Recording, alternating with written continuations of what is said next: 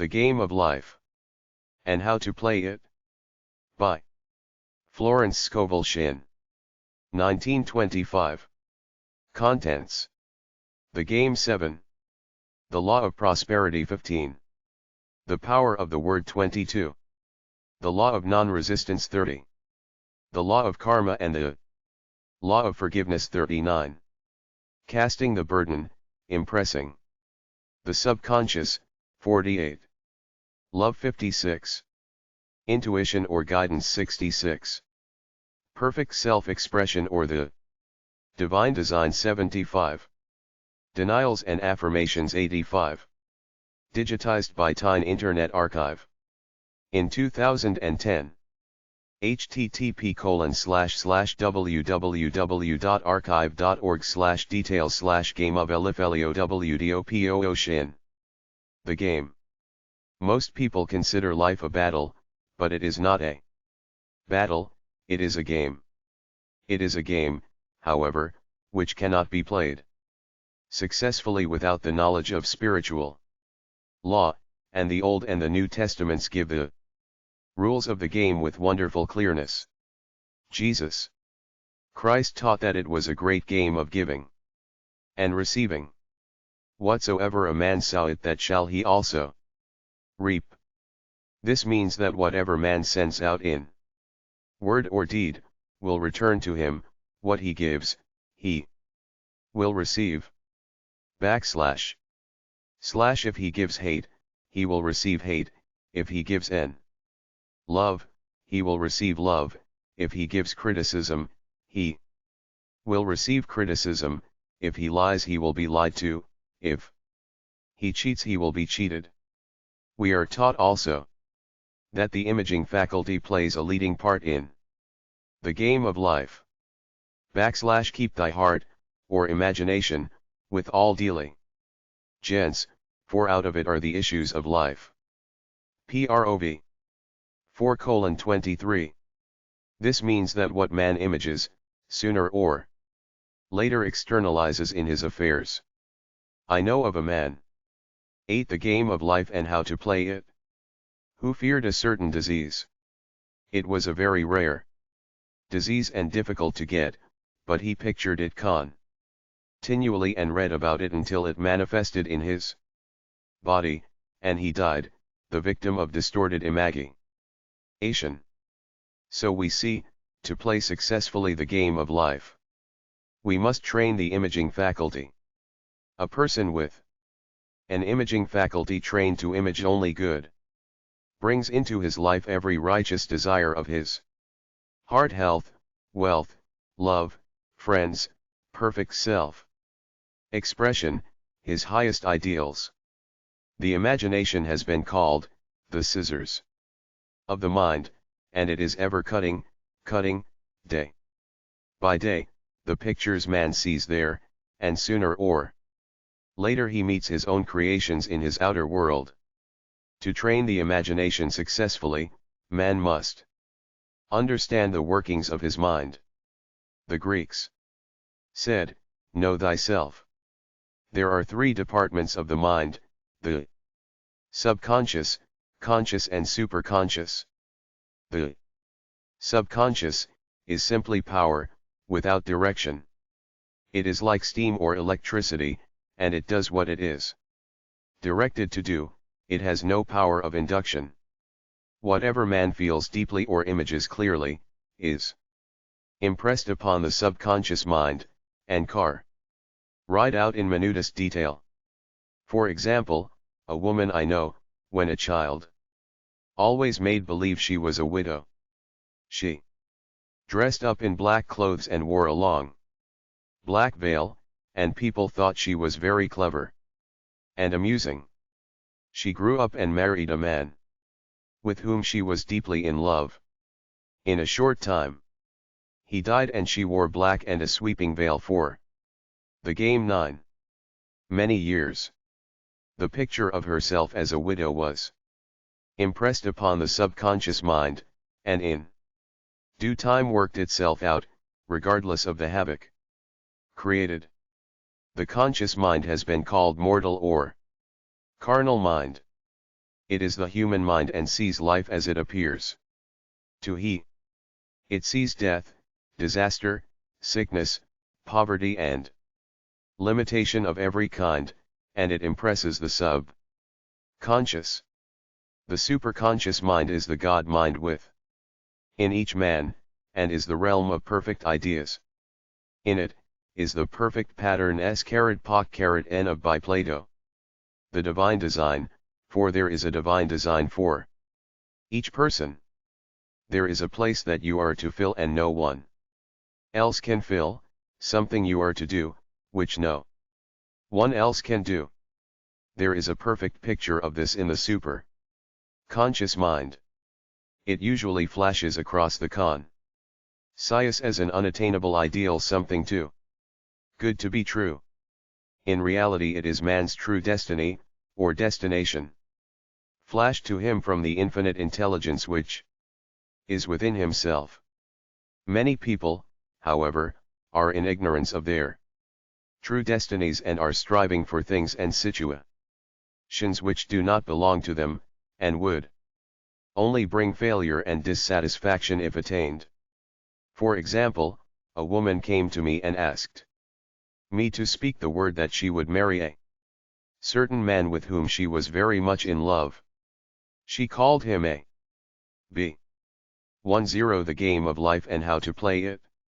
I replied that this would be a violation of spiritual law, but that I would speak the word for the right man, the divine selection, the man who belonged to her by divine right. I added, if a B is the right man you can't lose him, and if he isn't, you will receive his equivalent. She saw a B frequently but no headway was made in their friendship. One evening she called, and said, "Do you know, for the last week, a B hasn't seemed so wonderful to me." I replied, "Maybe he is not the divine selection. Another man may be the right one."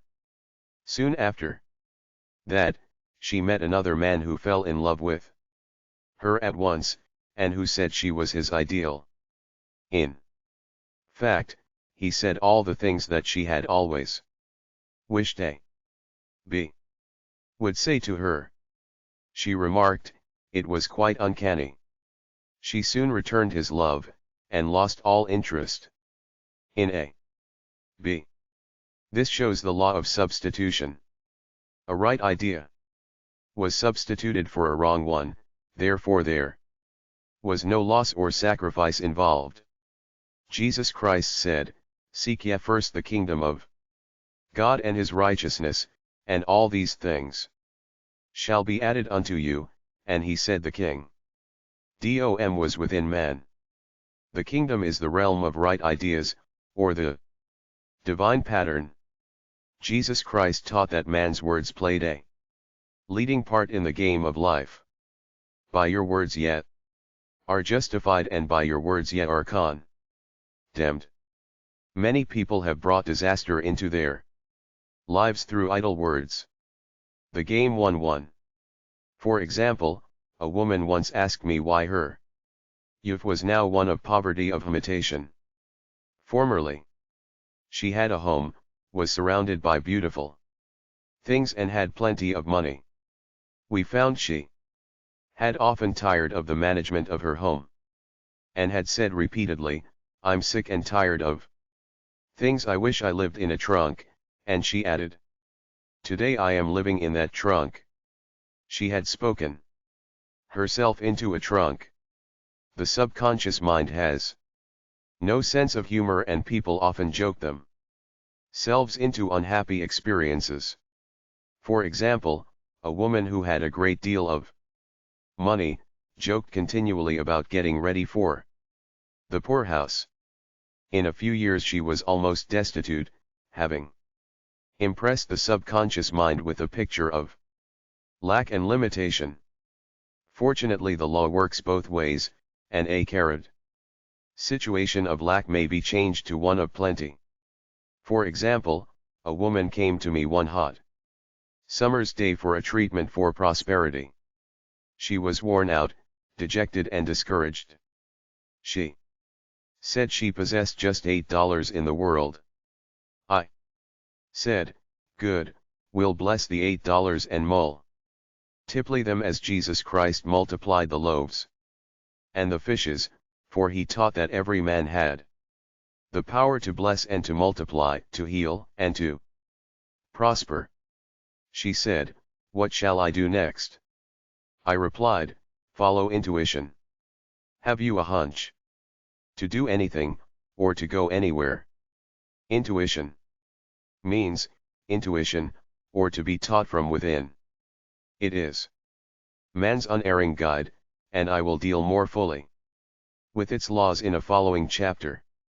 1. The game of life and how to play it. The woman replied, I don't know, I seem to have a hunch to go home, I've just enough money for carfare.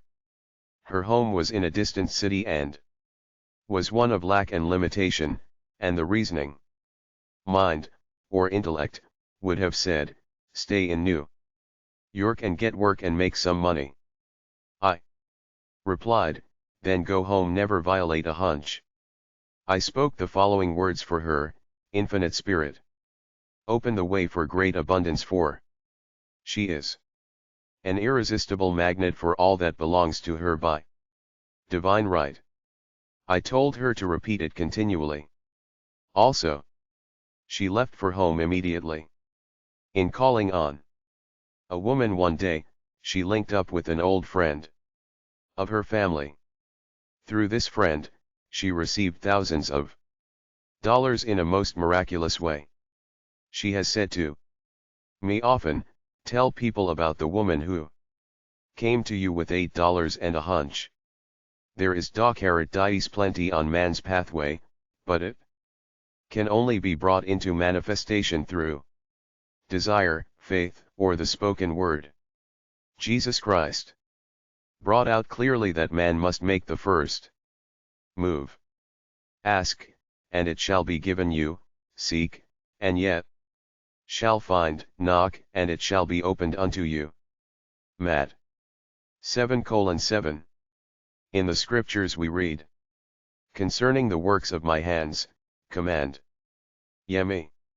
Infinite intelligence, God, is ever ready to carry out man's smallest or greatest demands. Every desire, uttered or unexpressed, is a demand. We are often startled by having a wish suddenly fulfilled. The game 13. For example, one Easter, having seen many beautiful rose trees in the florist's windows, I wished I would receive one, and for an instant saw it mentally being carried in the door.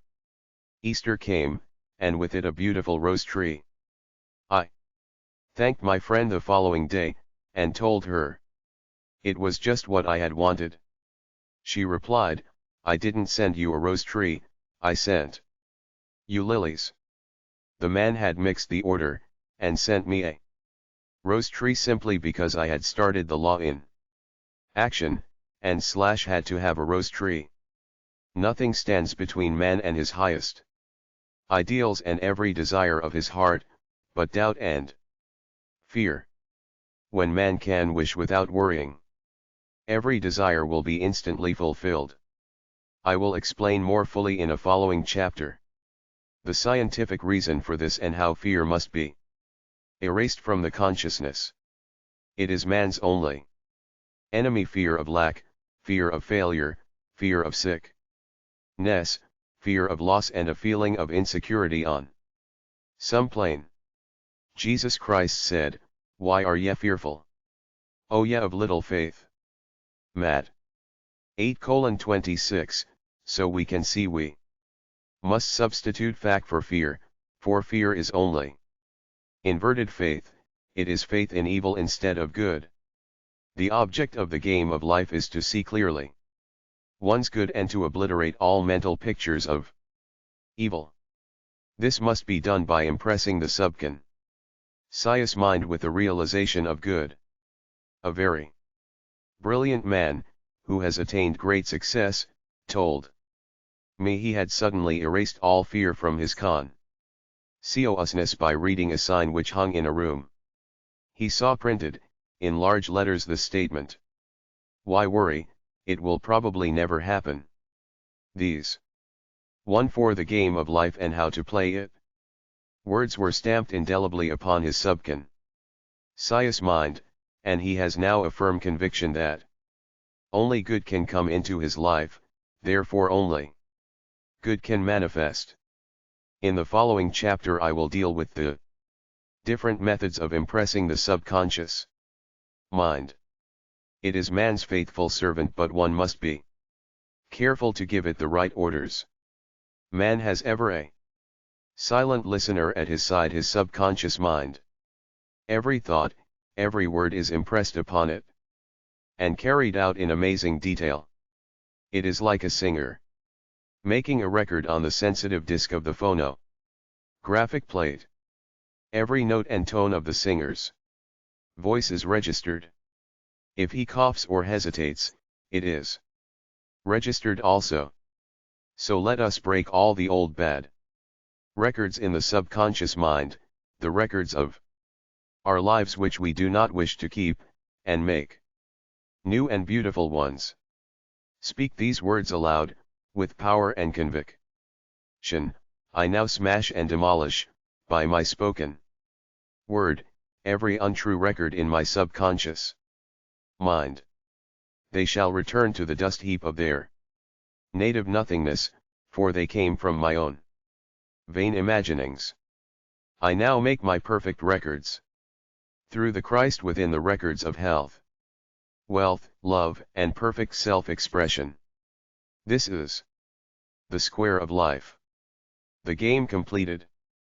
In the following chapters, I will show how man can change his conditions by changing his words. Any man who does not know the power of the word is behind the times. Death and life are in the power of the tongue. Prov 18:21. The law of prosperity. Yea, the Almighty shall be thy defense, and thou shalt have plenty of silver. One of the greatest messages given to the race through the scriptures is that God is man's supply, and that man can release, through his spoken word, all that belongs to him by divine right. He must, however, have perfect faith in his spoken word. Isaiah said, "My word shall not return unto me void, but shall accomplish that whereunto it is sent." We know now, that words and thoughts are a tremendous vibratory force, ever molding man's body and affairs. A woman came to me in great distress and said she was to be sued on the 15th of the month for $3,000. She knew no way of getting the money and was in despair. I told her God was her supply, and that there is a supply for every demand. So I spoke the word. I gave thanks that the woman would receive $3,000 at the right time in the right way. I told her she must have perfect faith, and act her perfect faith. The 15th came, but no money had materialized. 15:16 The game of life and how to play it. She called me on the phone and asked what she was to do. I replied, "It is Saturday, so they won't sue you today. Your part is to act rich * thereby showing perfect faith that you will receive it by Monday." She asked me to lunch with her to keep up her courage. When I joined her at a restaurant, I said, "This is no time to economize. Order an expensive luncheon, act as if you have already received the $3,000. All things whatsoever ye ask in prayer, believe ye shall receive." You must act as if you had already received. The next morning she called me on the phone and asked me to stay with her during the day. I said no, you are divinely protected, and God is never too late. In the evening she phoned again, greatly excited, and said, "My dear, a miracle has happened. I was sitting in my room this morning, when the door bell rang. I said to the maid, 'Don't let anyone in.' The maid, however, looked out the window and said, 'It's your cousin with the long white beard.' So I said, 'Call him back. I would like to see him.' He was just turning the corner, when he heard the maid's voice, and he came back. He talked for about an hour, and just as he was leaving he said, 'Oh, by the way, how are finances?' I told him I needed the money, and he said, 'Why, my dear, I will give you $3,000 the first of the month.' I didn't like to tell him I was going to be sued. What shall I do? I won't receive it till the first of the month, and I must have it tomorrow. I said, 'I'll keep on treating.' The Law of Prosperity 1:7. I said, 'Spirit is never too late. I give thanks she has received the money on the invisible plane and that it manifests on time.' The next morning her cousin called her up and said, 'Come to my office this morning and I will give you the money.' That afternoon, she had $3,000 to her credit in the bank, and wrote checks as rapidly as her excitement would permit. If one asks for success and prepares for failure, he will get the situation the TIAs prepared for. For example, a man came to me asking me to speak the word that a certain debt would be wiped out. I found he spent his time planning what he would say to the man when he did not pay his bill, thereby neutralizing my words. He should have seen himself paying the debt. We have a wonderful illustration of this in the Bible, relating to the three kings who were in the desert, without water for their men and horses. They consulted the prophet Elisha, who gave them this astonishing message. "Thus saith the Lord, ye shall not see wind, neither shall ye see rain, yet make this valley full of ditches." Man must prepare for the thing he has asked for, when there isn't the slightest sign of it in sight.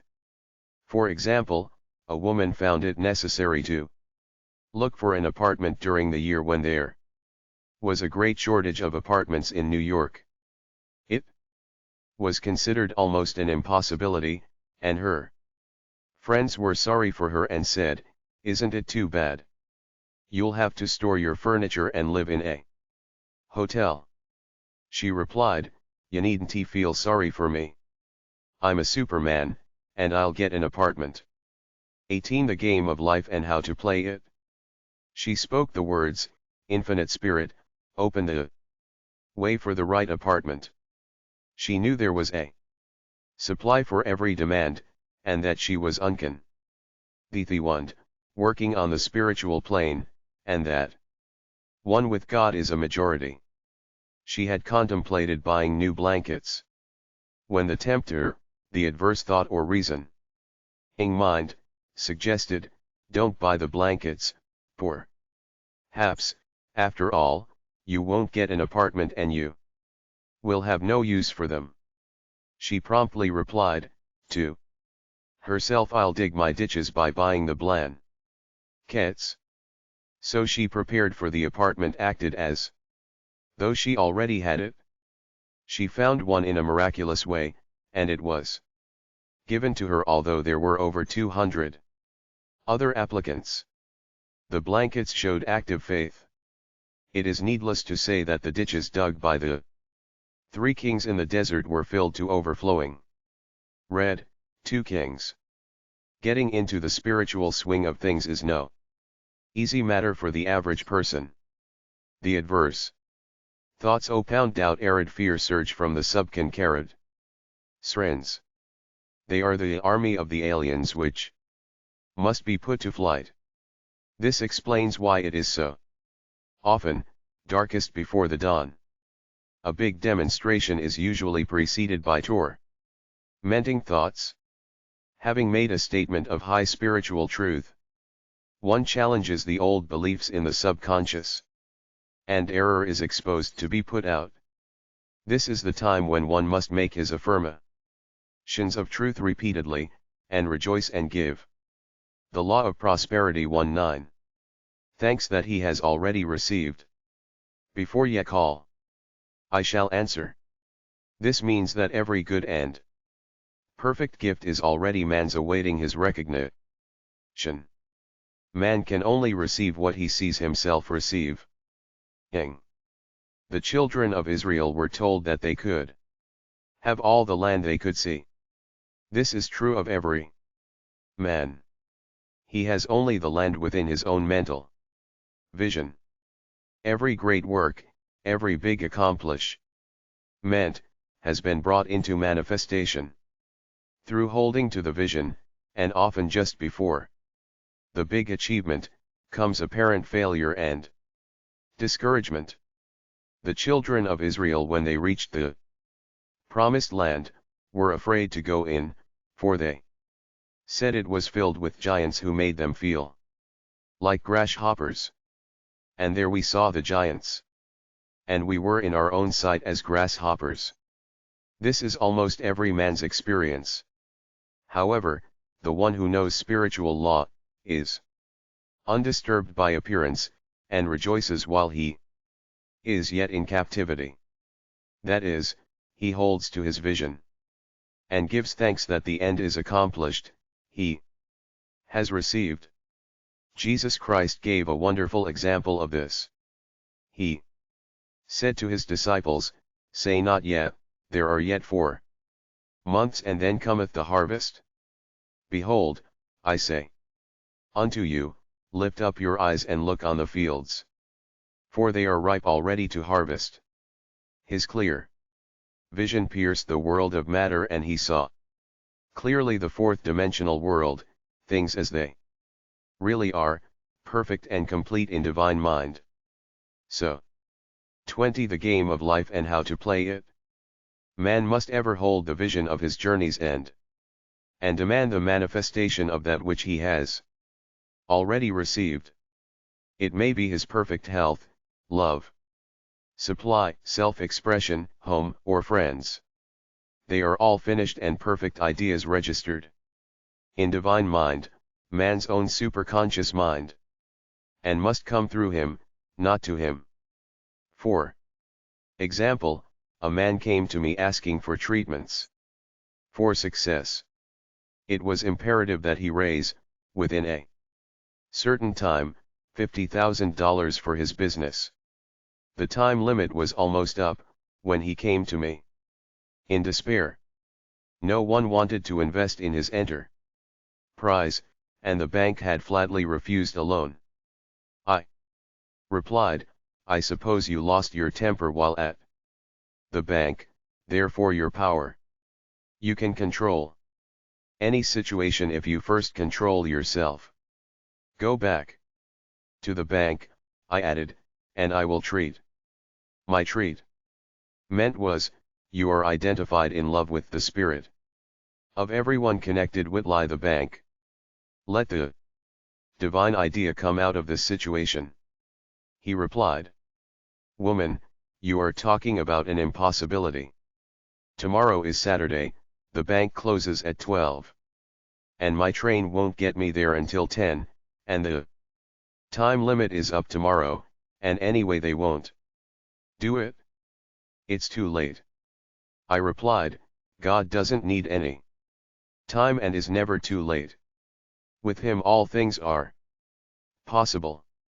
I added, I don't know anything about business, but I know all about God. He replied, it all sounds fine when I sit here listening to you, but when I go out it's terrible. He lived in a distant city, and I did not hear from him for a week. Then came a letter. It read, You were right. I raised the money, and will never again doubt the truth of all that you told me. The Law of Prosperity 2:1. I saw him a few weeks later, and I said, What happened? You evidently had plenty of time, after all. He replied, my train was late, and I got there just 15 minutes to 12. I walked into the bank quietly and said, I have come for the loan. And they gave it to me without a question. It was the last 15 minutes of the time allotted. To him, an infinite spirit was not too late. In this instance the man could never have demonstrated alone. He needed someone to help him hold to the vision. This is what one man can do for another. Jesus Christ knew the truth of this when he said, if two of you shall agree on earth as touching anything that they shall ask, it shall be done for them of my Father which is in heaven. One gets too close to his own affairs and becomes doubtful and fearful. The friend or healer sees clearly the success, health, or prosperity and never wavers, because he is not close to the situation. It is much easier to demonstrate for someone else than for oneself, so a person should not hesitate to ask for help, if he feels himself wavering.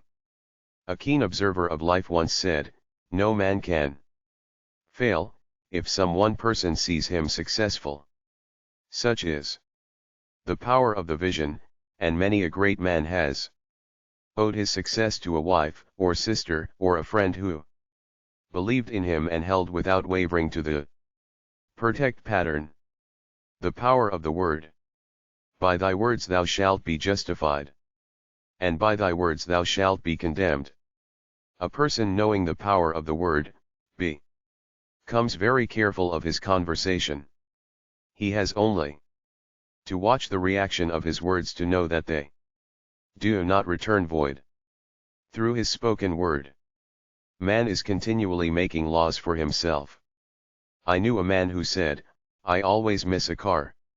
It invariably pulls out just as I arrive. His daughter said, I always catch a car. It's sure to come just as I get there. This occurred for years. Each had made a separate law for himself, one of failure, one of success. This is the psychology of superstitions. The horseshoe or rabbit's foot contains no power, but man's spoken word and belief that it will bring him good luck creates expectancy in the subconscious mind, and attracts a lucky situation. I find, however, this will not work when man has advanced spiritually and knows a higher law. One cannot turn back, and must put away graven images. For example, two men in my class had had great success in business for several 22. The power of the word 23 months, when suddenly everything went to smash.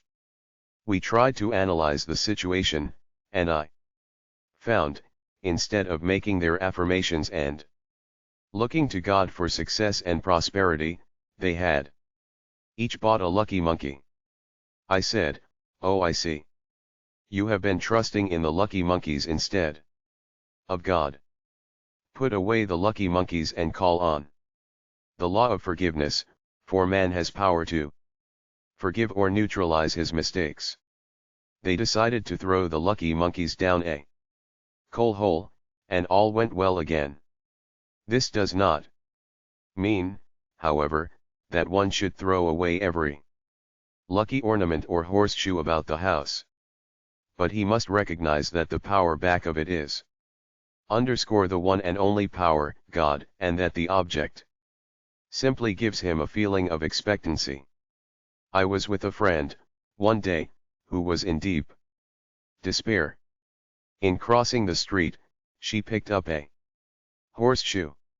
Immediately, she was filled with joy and hope. She said God had sent her the horseshoe in order to keep up her courage. It was indeed, at that moment, about the only thing that could have registered in her consciousness. Her hope became faith, and she ultimately made a wonderful demonstration. I wish to make the point clear that the men previously mentioned were depending on the monkeys alone, while this woman recognized the power back of the horse. Shoo. I know, in my own case, it took a long while to get out of a belief that a certain thing brought disappointment. If the thing happened, disappointment invariably followed. I found the only way I could 24 the game of life and how to play it, make a change in the subconscious, was by asserting, there are not two powers, there is only one power, God, therefore, there are no disappointments, and this thing means a happy surprise. I noticed a change at once, and happy surprises commenced coming my way.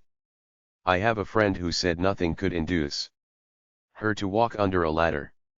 I said, if you are afraid, you are giving into a belief in two powers, good and evil, instead of one.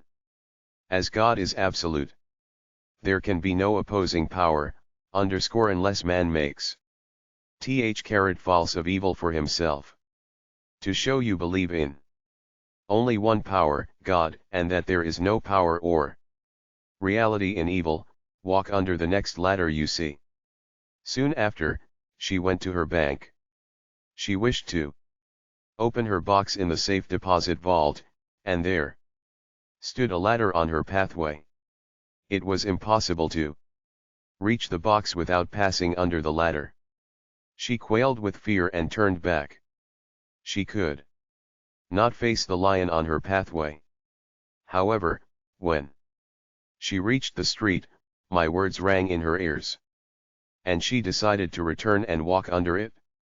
It was a big moment in her life, for ladders had held her in bondage for years. She retraced her steps to the vault, and the ladder was no longer there. This so often happens. If one is willing to do a thing he is afraid to do, he does not have to. It is the law of non-resistance, which is so little understood. Someone has said that courage contains genius and magic. Face a situation fearlessly, and there is no situation to face, it falls away of its own weight. The explanation is, that fear attracted the lad. The power of the word 25 on the woman's pathway, and fearlessness removed it. Thus the invisible forces are ever working for man, who is always pulling the strings himself, though he does not know it. Owing to the vibratory power of words, whatever man voices, he begins to attract. People who continually speak of disease invariably attract it. After man knows the truth, he cannot be too careful of his words. For example, I have a friend who often says on the phone, "Do come to see me and have a fine old-fashioned chat." This old-fashioned chat means an hour of about 500 to 1,000 destructive words, the principal topics being loss, lack, failure, and sickness. I reply, "No, I thank you, I've had enough old-fashioned chats in my life, they are too expensive. But I will be glad to have a new-fashioned chat, and talk about what we want, not what we don't want." There is an old saying that man only dares use his words for three purposes: to heal, bless, or prosper. What man says of others will be said of him. And what he wishes for another, he is wishing for himself. Curses, like chickens, come home to roost. If a man wishes someone bad luck, he is sure to attract bad luck himself. If he wishes to aid someone to success, he is reaching and aiding himself to success. The body may be renewed and transformed through the spoken word and clear vision, and disease be completely beat out of the consciousness. The metaphysician knows that all disease has 804 VHVV 26. The game of life and how to play it.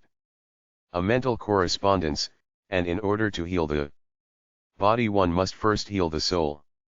The soul is the subconscious mind, and it must be saved from wrong thinking. In the 23rd Psalm, we read, He restoreth my soul. This means that the subconscious mind or soul must be restored with the right ideas. And the mystical marriage is the marriage of the soul and the spirit, or the subconscious and super-conscious mind. They must be one. When the sub-conscious is flooded with the perfect ideas of the superconscious, God and man are one. I and the Father are one. That is, he is one with the realm of perfect ideas, he is the man made in God's likeness and image, imagination, and is given power and dominion over all created things, his mind, body, and affairs. It is safe to say that all sickness and unhappiness come from the violation of the law of love. A new commandment I give unto you, love one another. And in the game of life, love, or goodwill, takes every trick. For example, a woman I know, had, for years an appearance of a terrible skin disease. The doctors told her it was incurable, and she was in despair. She was on the stage, and she feared she would soon have to give up her profession, and she had no other means of support. She, however, procured a good engagement, and on the opening night, made a great hit. She received flattering notices from the critics, and was joyful and elated. The next day she received a notice of dismissal. A man in the cast had been jealous of her success and had caused her to be sent *aii. She felt hatred and resentment. The power of the word 27 taking complete possession of her, and she cried out, "Oh God, don't let me hate that man." That night she worked for hours in the silence. She said, I soon came into a very deep silence. I seemed to be at peace with myself, with the man, and with the whole world. I continued this for 2 following nights, and on the 3rd day I found I was healed completely of the skin disease. In asking for love, or goodwill, she had fulfilled the law, for love is the fulfilling of the law, and the disease, which came from subconscious resentment, was wiped out. Continual criticism produces rheumatism, as critical, inharmonious thoughts cause unnatural deposits in the blood, which settle in the joints. False growths are caused by jealousy, hatred, unforgiveness, fear, etc. Every disease is caused by a mind not at ease. I said once, in my class, there is no use asking anyone what's the matter with you. We might just as well say, who's the matter with you? Unforgiveness is the most prolific cause of disease. It will harden arteries or liver, and affect the eyesight. In its train are endless ills. I called on a woman, one day, who said she was ill from having eaten a poisoned oyster. I replied, "Oh, no, the oyster was harmless, you poisoned the oyster. What's the matter with you?" She answered, "Oh, about 19 people." She had quarreled with 19 people and had become so inharmonious that she attracted the wrong oyster. Any inharmony on the external indicates there is mental inharmony. As the within, so the without. Man's only enemies are within himself. N.A. 28. The game of life and how to play it. Man's foes shall be they of his own household. Personality is one of the last enemies to be overcome, as this planet is taking its initiation in love. It was Christ's message, peace on earth, goodwill towards man. The enlightened man, therefore, endeavors to perfect himself upon his neighbor. His work is with himself, to send out goodwill and blessings to every man, and the marvelous thing is, that if one blesses a man he has no power to harm him. For example, a man came to me asking to treat for success in business. He was selling machinery, and a rival appeared on the scene with what he proclaimed was a better machine, and my friend feared defeat. I said, first of all, we must wipe out all fear, and know that God protects your interests, and that the divine idea must come out of the situation. That is, the right machine will be sold, by the right man, to the right man. And I added, don't hold one critical thought towards that man. Bless him all day, and be willing not to sell your machine, if it isn't the divine idea. So he went to the meeting, fearless and non-resistant, and blessing the other man. He said the outcome was very remarkable. The other man's machine refused to work, and he sold his without the slightest difficulty. But I say unto you, love your enemies, bless them that curse you, do good to them that hate you, and pray for them which spitefully use you and persecute you. Goodwill produces a great aura of protection about the one who sends it, and no weapon that is the power of the word 29 formed against him shall prosper. In other words, love and goodwill destroy the enemies within one's self, therefore, one has no enemies on the external. There is peace on earth for him who sends good will to man. J. The law of non-resistance. Resist not evil. Be not overcome of evil, but overcome evil with good. Nothing on earth can resist an absolutely non-resistant sun. The Chinese say that water is the most powerful element, because it is perfectly non-resistant. It can wear away a rock, and sweep all before it. Jesus Christ said, resist not evil, for he knew in reality, there is no evil, therefore nothing to resist. Evil has come of man's vain imagination, or a belief in two powers, good and evil. There is an old legend that Adam and Eve ate of Maya, the tree of illusion, and saw two powers instead of one power, God. Therefore, evil is a false law man has made for himself, through psychoma or soul sleep. Soul sleep means that man's soul has been hypnotized by the race belief of sin, sickness, and death, etc., which is carnal or mortal thought, and his affairs have out pictured his illusions. We have read in a preceding chapter that man's soul is his subconscious mind, and whatever he feels deeply, good or bad, is outpictured by that faithful servant.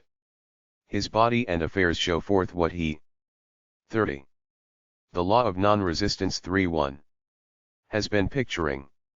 The sick man has pictured sickness, the poor man, poverty, the rich man, wealth.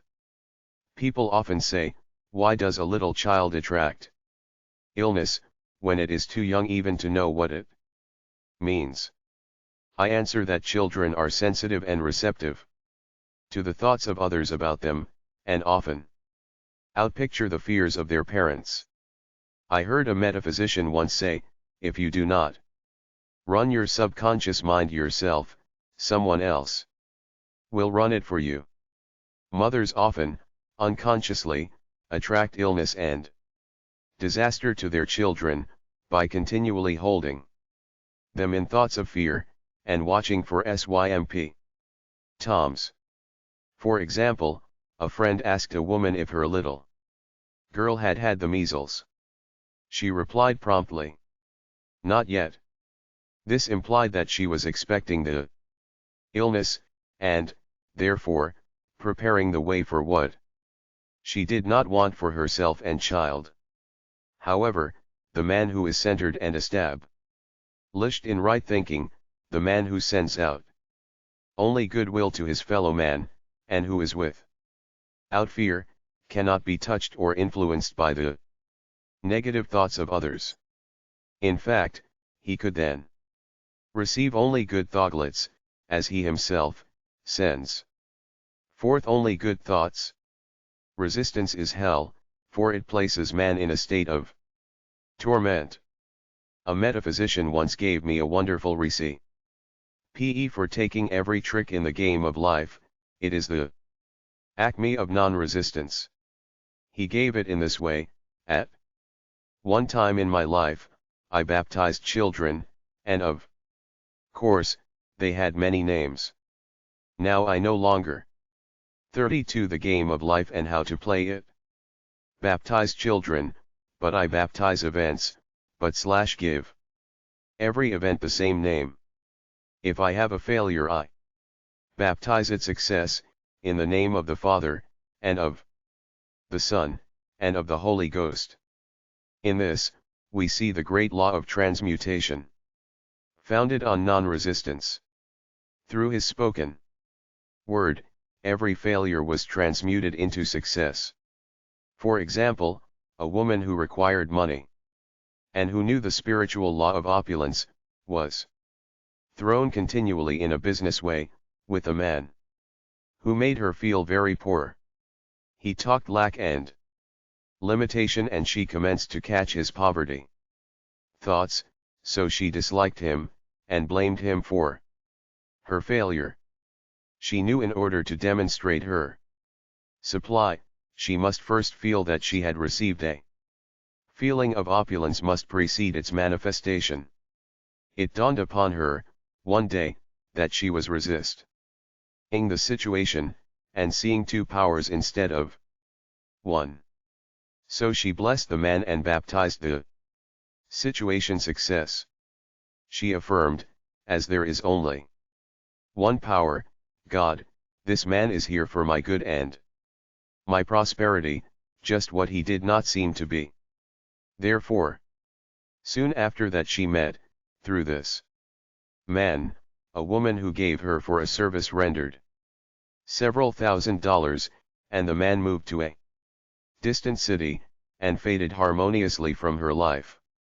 Make the statement, every man is a golden link in the chain of my good, for all men are God in manifestation, awaiting the opportunity given by man, himself, to serve the divine plan of his life.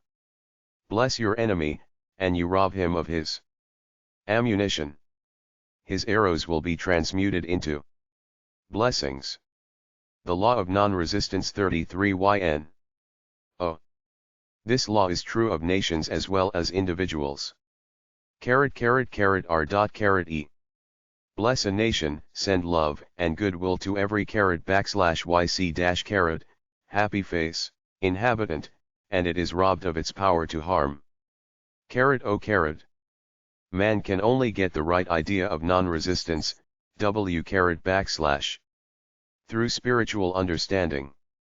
My students have often said, I don't want to be a doormat. I reply, when you use non-resistance with wisdom, no one will ever be able to walk over you. Another example, one day I was impatiently awaiting an important telephone call. I resisted every call that came in and made no outgoing calls. Myself, reasoning that it might interfere with the one I was awaiting. Instead of saying, divine ideas never conflict.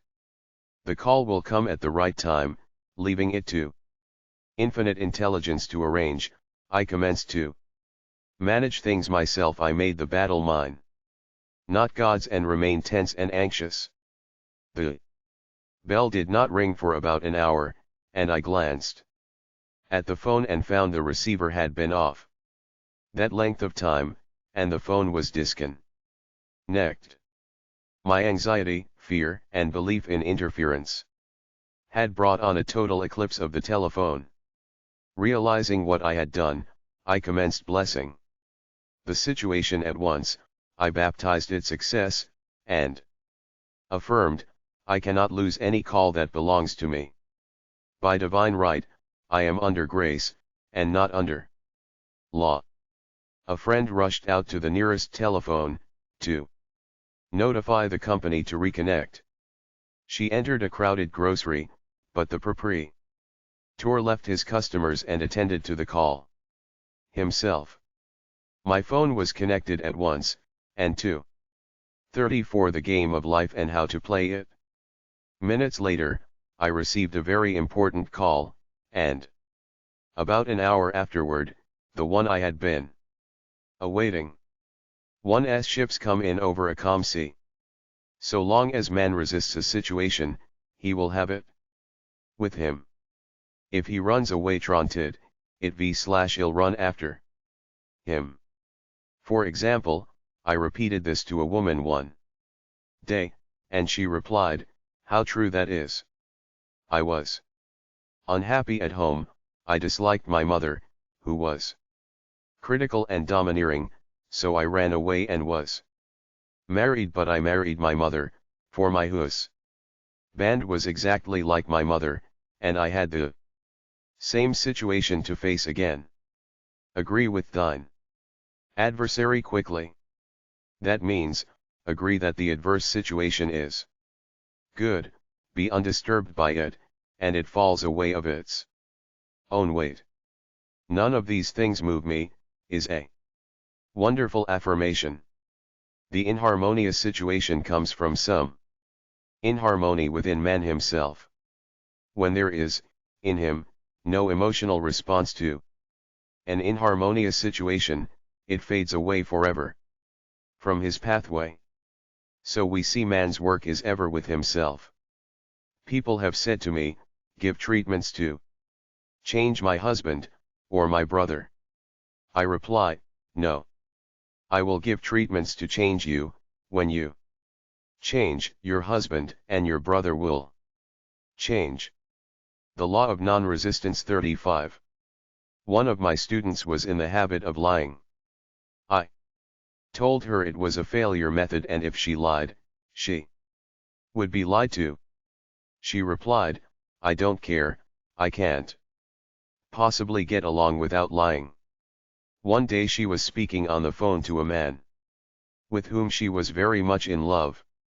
She turned to me and said, I don't trust him, I know he's lying to me. I replied, well, you lie yourself, so someone has to lie to you, and you will be sure it will be just the person you want the truth from. Sometime after that, I saw her, and she said, I'm cured of lying. I questioned, what cured you? She replied, I have been living with a woman who lied worse than I did. One is often cured of his faults by seeing them in others. Life is a mirror, and we find only ourselves reflected in our associates. Living in the past is a failure method and a violation of spiritual law. Jesus Christ said, behold, now is the accepted time. Now is the day of salvation. Lot's wife looked back and was turned into a pillar of salt. The robbers of time are the past and the future. Man should bless the past, and forget it, if it keeps him in bondage, and bless the future, knowing it has in store for him endless joys, but /I/E fully am the now. For example, a woman came to me, complaining that she had no money with which to buy 36 the game of life and how to play it. Christmas gifts. She said, last year was so different. And I had plenty of money and gave lovely presents. And this year I have scarcely a cent. I replied, you will never demonstrate money while you are pathetic and live in the past. Live fully in the now, and get ready to give Christmas. Presents. Dig your ditches, and the money will come. She exclaimed, I know what to do. I will buy some tinsel twine, Christmas seals and wrap pink paper. I replied, do that, and the presents will come and stick themselves to the Christmas seals. This too, was showing financial fearlessness and faith in God, as the reasoning mind said, keep every cent you have, as you are not sure you will get any more. She bought the seals, paper, and twine, and a few days before Christmas, received a gift of several $100. Buying the seals and twine had impressed the subconscious with expectancy, and opened the way for the manifestation of the money. She purchased all the presents in plenty of time. Man must live suspended in the moment. Look well, therefore, to this day. Such is the salutation of the dawn. He must be spiritually alert, ever awaiting his leads, taking advantage of every opportunity. One day, I said continually, silently, Infinite Spirit, don't let me miss a trick, and something very important was told to me that evening. It is most necessary to begin the day with right words. Make an affirmation immediately upon waking. For example, Thy will be done this day. Today is a day of the law of non-resistance 37. Completion, I give thanks for this perfect day. Miracle shall follow miracle and wonders shall never cease. Make this a habit, and one will see wonders and miracles come into his life. One morning I picked up a book and read. Look with wonder at that which is before you. It seemed to be my message for the day, so I repeated again and again, look with wonder at that which is before you. At about noon, a large sum of money was given me, which I had been desiring for a certain purpose. In a following chapter, I will give affirmations that I have found most effective. However, one should never use an affirmation unless it is absolutely satisfying and convincing to his own consciousness, and often an affirmative is changed to suit different people. For example, the following has brought success to many. I have a wonderful work, in a wonderful way, I give wonderful service, for wonderful pay. I gave the first two lines to one of my students, and she added the last two. It made a most powerful statement, as there should always be perfect payment for perfect service, and a rhyme sinks easily into the subconscious.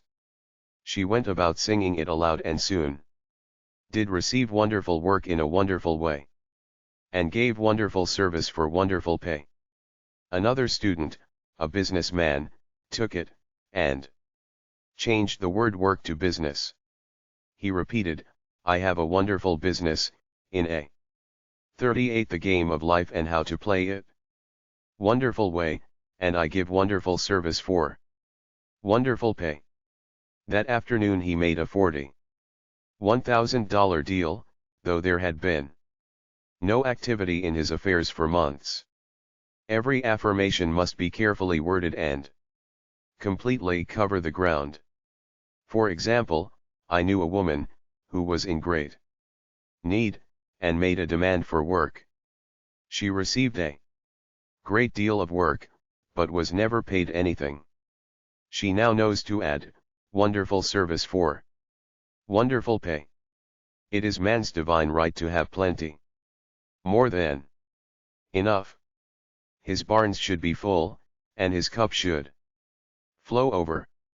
This is God's idea for man, and when man breaks down the barriers of lack in his own consciousness, the golden age will be his, and every righteous desire of his heart fulfilled. The law of karma and the law of forgiveness. Man receives only that which he gives. The Game of life is a game of boomerangs. Man's thoughts, deeds and words, return to him sooner or later, with astounding accuracy. This is the law of karma, which is Sanskrit for comeback. Whatsoever a man soweth, that shall he also reap. For example, a friend told me the story of herself, illustrating the law. She said, I make all my karma on my aunt, whatever I say to her. One says to me, I am often irritable at home, and one day, said to my aunt, who was talking to me during dinner, no more talk, I wish to eat in peace. The following day, I was lunching with a woman with whom I wished to make a great impression. I was talking animatedly, when she said, no more talk, I wish to eat in peace. My friend is high in consciousness, so her karma. 39. 40. The game of life and how to play it returns much more quickly than to one on the mental plane.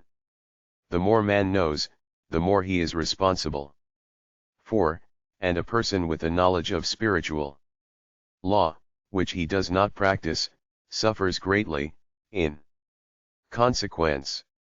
The fear of the Lord, law, is the beginning of wisdom. If we read the word Lord, law, it will make many passages in the Bible much clearer. Vengeance is mine, I will repay, saith the Lord. Law. It is the law which takes vengeance, not God. God sees man perfect, created in his own image, imagination, and given power and dominion. This is the perfect idea of man, registered in divine mind, awaiting man's recognition, for man can only be what he sees himself to be, and only attain what he sees himself attaining. Nothing ever happens without an onlooker is an ancient saying. Man sees first his failure or success, his joy or sorrow, before it swings into visibility from the scene set in his own imagination. We have observed this in the mother picturing disease for her child, or a woman seeing success for her husband. Jesus Christ said, and ye shall know the truth, and the truth shall make you free. So, we see freedom, from all unhappy conditions, comes through knowledge and knowledge of spiritual law. Obedience precedes authority, and the law obeys man when he obeys the law. The law of electricity must be obeyed before it becomes man's servant. The law of karma and the law of forgiveness for one. When handled ignorantly, it becomes man's dead LIFO. So with the laws of mind. For example, a woman with a strong personal will, wished she owned a house which belonged to an acquaintance, and she often made mental tours of herself living in the house. In the course of time, the man died and she moved into the house. Several years afterwards, coming into the knoll edge of spiritual law, she said to me, do you think I had anything to do with that man's death? I replied, yes, your desire was so strong, every thing made way for it, but you paid your karmic debt. Your husband, whom you loved devotedly, died soon after, and the house was a white elephant on your hands for years. The original owner, however, could not have been affected by her thoughts had he been positive in the truth, nor her husband, but they were both under Kanriak law. The woman should have said, feeling the great desire for the house, infinite intelligence, give me the right house, equally as charming as this, the house which is mine by divine right. The divine selection would have given perfect satisfaction and brought good to all. The divine pattern is the only safe pattern to work by. Desire is a tremendous force, and must be directed in the right channel. Chaos ensues. In demonstrating, the most important step is the first step, to ask aright. Equals I. Man should always demand agili that which is his by divine right. 42 The game of life and how to play it. To go back to the illustration, had the woman taken this attitude, if this house, I desire, is mine, I cannot lose it, if it is not, give me its equivalent. The man might have decided to move out, harmony. Usly, had it been the divine selection for her, or another house would have been substituted. Any thing forced into manifestation through personal will, is always ill-got, and has ever bad success. Man is admonished, my will be done not thine. And the curious thing is, man always gets just what he desires when he does relinquish personal will, thereby enabling infinite intelligence to work through him. Stand ye still and see the salvation of the Lord. Law. For example, a woman came to me in great distress. Her daughter had determined to take a very hazardous trip, and the mother was filled with fear. She said she had used every argument, had pointed out the dangers to be encountered, and forbidden her to go, but the daughter became more and more rebellious and determined. I said to the mother, you are forcing your personal will upon your daughter, which you have no right to do. And your fear of the trip is only attracting it, for man attracts what he fears. I added, let go, and take your mental hands off, put it in God's hands. And use this statement, I put the situation in the hands of infinite love and wisdom. If this trip is the divine plan, I bless it and no longer resist, but if it is not divinely planned, I give thanks that it is now dissolved and dissipated / a day or two after that. The law of karma and the law of forgiveness. 43. Her daughter said to her, Mother, I have given up the trip, and the situation returned to its native nothingness. It is learning to stand still, which seems so difficult for man. I have dealt more fully with this law in the chapter on non-resistance.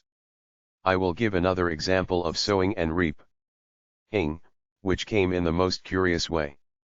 A woman came to me saying, she had received a counterfeit $20 bill, given to her at the bank.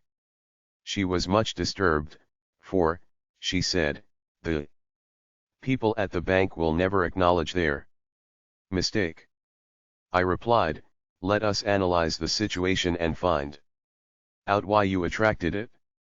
She thought a few moments and exclaimed, I know it, I sent a friend a lot of stage money, just for a joke. So the law had sent her some stage money, for it doesn't know anything about jokes. I said, now we will call on the law of forgiveness, and neutralize the situation. Christianity is founded upon the law of forgiveness. Christ has redeemed us from the curse of the karmic law, and the Christ within each man is his Redeemer and salvation from all inharmonious conditions. So I said, Infinite Spirit, we call on the law of forgiveness and give thanks that she is under grace, and not under law, and cannot lose this $20 which is hers by divine right. Now, I said, go back to the bank and tell them, fearlessly, that it was given you, thereby mistake. 44 The game of life and how to play it. She obeyed, and to her surprise, they apologized and gave her another bill, treating her most courteously. So knowledge of the law gives man power to rub out his mistakes. Man cannot force the external to be what he is not. If he desires riches, he must be rich first in consciousness. For example, a woman came to me asking treatment for prosperity. She did not take much interest in her household affairs, and her home was in great disorder. I said to her, if you wish to be rich, you must be orderly. All men with great wealth are orderly. And order is heaven's first law. I added, you will never become rich with a burnt match in the pin cushion. She had a good sense of humor and commenced immediately putting her house in order. She ranged furniture, straightened out bureau drawers, cleaned rugs, and soon made a big financial demonstration, a gift from a relative. The woman, herself, became made over, and keeps herself keyed up financially, by being ever watchful of the external and expecting prosperity, knowing God is her supply. Many people are in ignorance of the fact that gifts and things are investments, and that hoarding and saving invariably lead to loss. There is that scattereth and yet increaseth, and there is that withholdeth more than is meet, but it tendeth to poverty. For example, I knew a man who wanted to buy The Law of Karma and the Law of Forgiveness 45 fur-lined overcoat. He and his wife went to various shops, but there was none he wanted. He said they were all too cheap looking. At last, he was shown one, the salesman said was valued at $1,000, but which the manager would sell him for $500, as it was late in the season. His financial possessions amounted to about $700. The reasoning mind would have said, you can't afford to spend nearly all you have on a coat, but he was very intuitive and never reasoned. He turned to his wife and said, if I get this coat, I'll make a ton of money. So his wife consented. Weekly. About a month later, he received a $10,000 commission. The coat made him feel so rich, it linked him with success and prosperity. Without the coat, he would not have received the commission. It was an investment paying large dividends. If man ignores these leadings to spend or to give, the same amount of money will go in an uninteresting or unhappy way. For example, a woman told me, on Thanksgiving Day, she informed her family that they could not afford a Thanksgiving dinner. She had the money, but decided to save it. A few days later, someone entered her room and took from the bureau drawer the exact amount the dinner would have cost.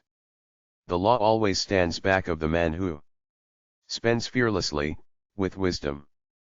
For example, one of my students was shopping 46 the game of life and how to play it with her little nephew. The child clamored for a toy, which she told him she could not afford to buy. She realized suddenly that she was seeking lack and not recognizing God as her supply. So she bought the toy, and on her way home, picked up, in the street, the exact amount of money she had paid for it. Man's supply is inexhaustible and unfailing when fully trusted, but faith or trust must precede the demonstration. According to your faith be it unto you. Faith is the substance of things hoped for, the evidence of things not seen, for faith holds the vision steady, and the adverse pictures are dissolved and dissipated, and in due season we shall reap, if we faint not. Jesus Christ brought the good news, the gospel, that there was a higher law than the law of karma, and that law transcends the law of karma. It is the law of grace, or forgiveness. It is the law which /revive man from the law of cause and effect, the law of consequence, under grace, and not under law. We are told that on this plane, man reaps where he has not sown. The gifts of God are simply poured out upon him. All that the kingdom affords is his. This continued state of bliss awaits the man who has overcome the race, or world, thought. In the world thought there is tribulation, but Jesus Christ said, "Be of good cheer, I have overcome the world." The world thought is that of sin, sickness and death. He saw their absolute unreality and said, "The law of karma and the law of forgiveness 47. Sickness and sorrow shall pass away and death itself, the last enemy, be overcome." We know now, from a scientific standpoint, that death could be overcome by stamping the subconscious mind with the conviction of eternal youth and eternal life. The subconscious, being simply power without direction, carries out orders without questioning. Working under the direction of the superconscious, the Christ or God within man, the resurrection of the body would be accomplished. Man would no longer throw off his body in death, it would be transformed into the body. Electric, sung by Walt Whitman, for Christianity is founded upon the forgiveness of sins and an empty tomb. Casting the burden. Impressing the subconscious. When man knows his own powers and the workings of his mind, his great desire is to find an easy and quick way to impress the subconscious with good, for simply an intellectual knowledge of the truth will not bring results. In my own case, I found the easiest way is in casting the burden. A metaphysician once explained it in this manner. He said, "The only thing which gives anything weight in nature, is the law of gravitation, and if a boulder could be taken high above the planet, there would be no weight in that boulder, and that is what Jesus Christ meant when he said, 'My yoke is easy and my burden is light.'" He had overcome the world vibration, and functioned in the fourth dimensional realm, where there is only perfection, completion, life, and joy. He said, "Come to me all ye that labor and are heavy laden, and I will give you rest. Take my yoke upon you, for my yoke is easy and my burden is light." We are also told in the 55th Psalm, to cast thy burden upon the Lord. Many passages in the 48. Casting the burden 49. Bible state that the battle is God's not man's, and that man is always to stand still and see the salvation of the Lord. This indicates that the superconscious mind, or Christ within, is the department which fights man's battle and relieves him of burdens.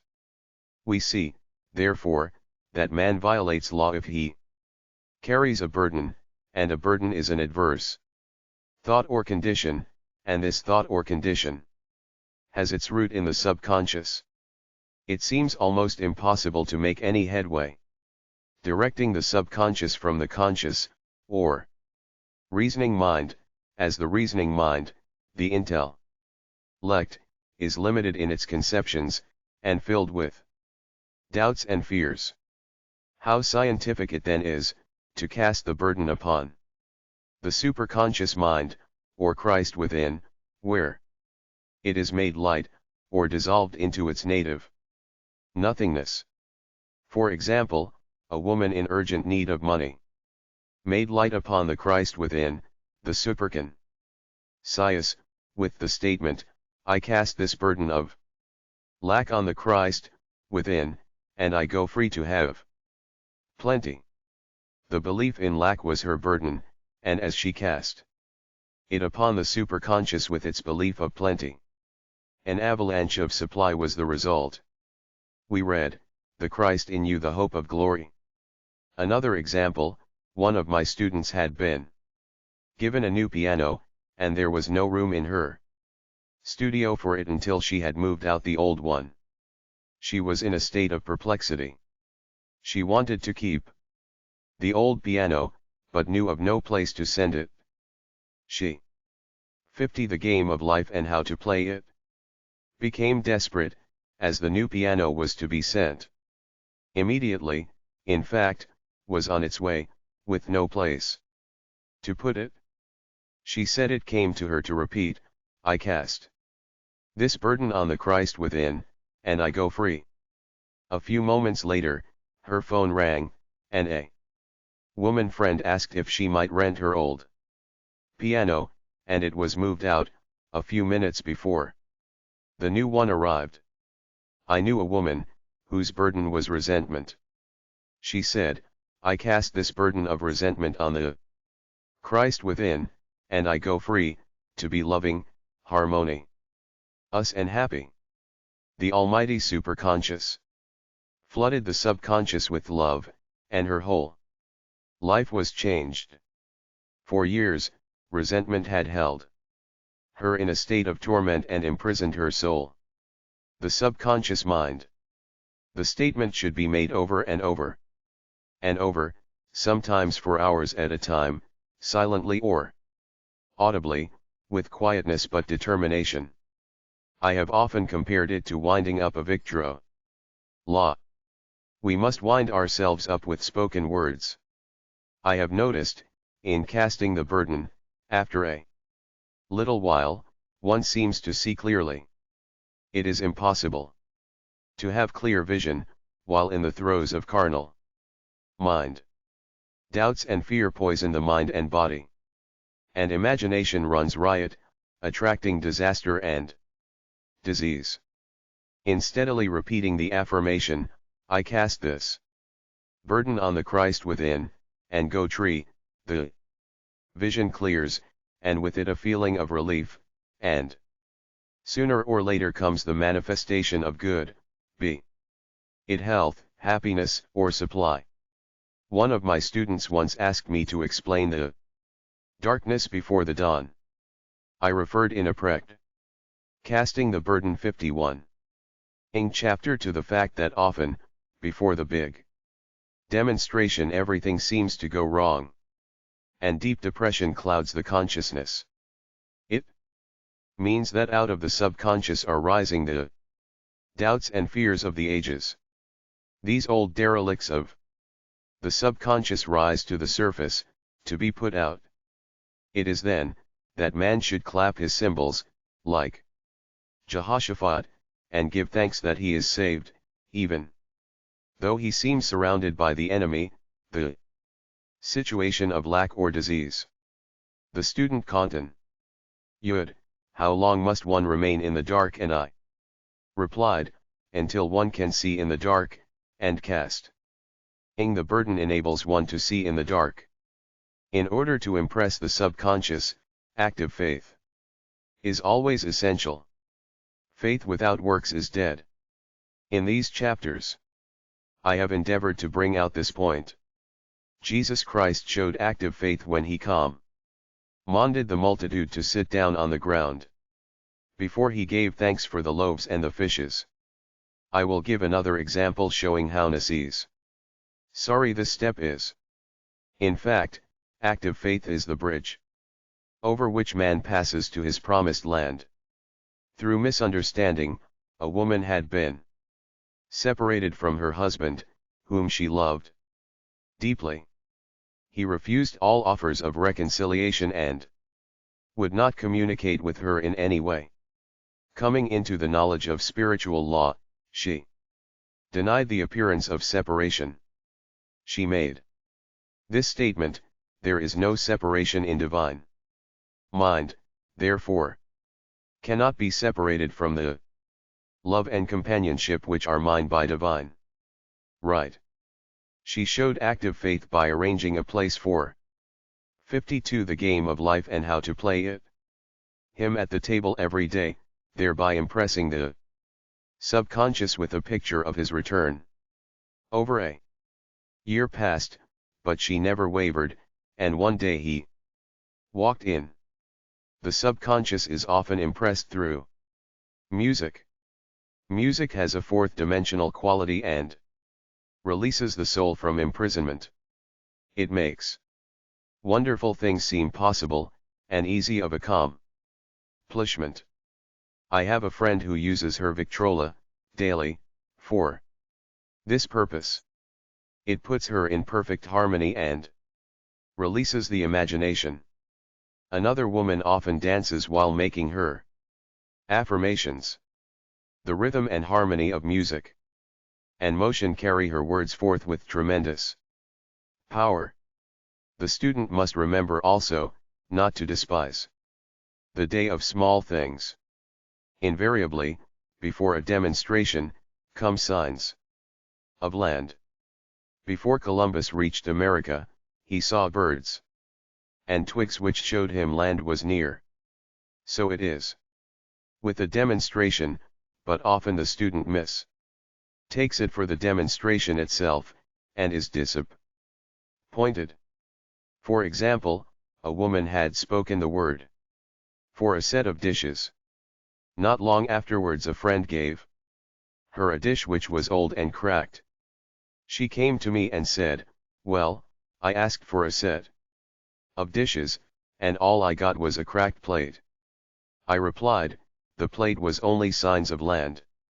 It shows your dishes are coming. Look upon it as birds and seaweed," and not long afterwards the dishes came. Casting the burden. 53.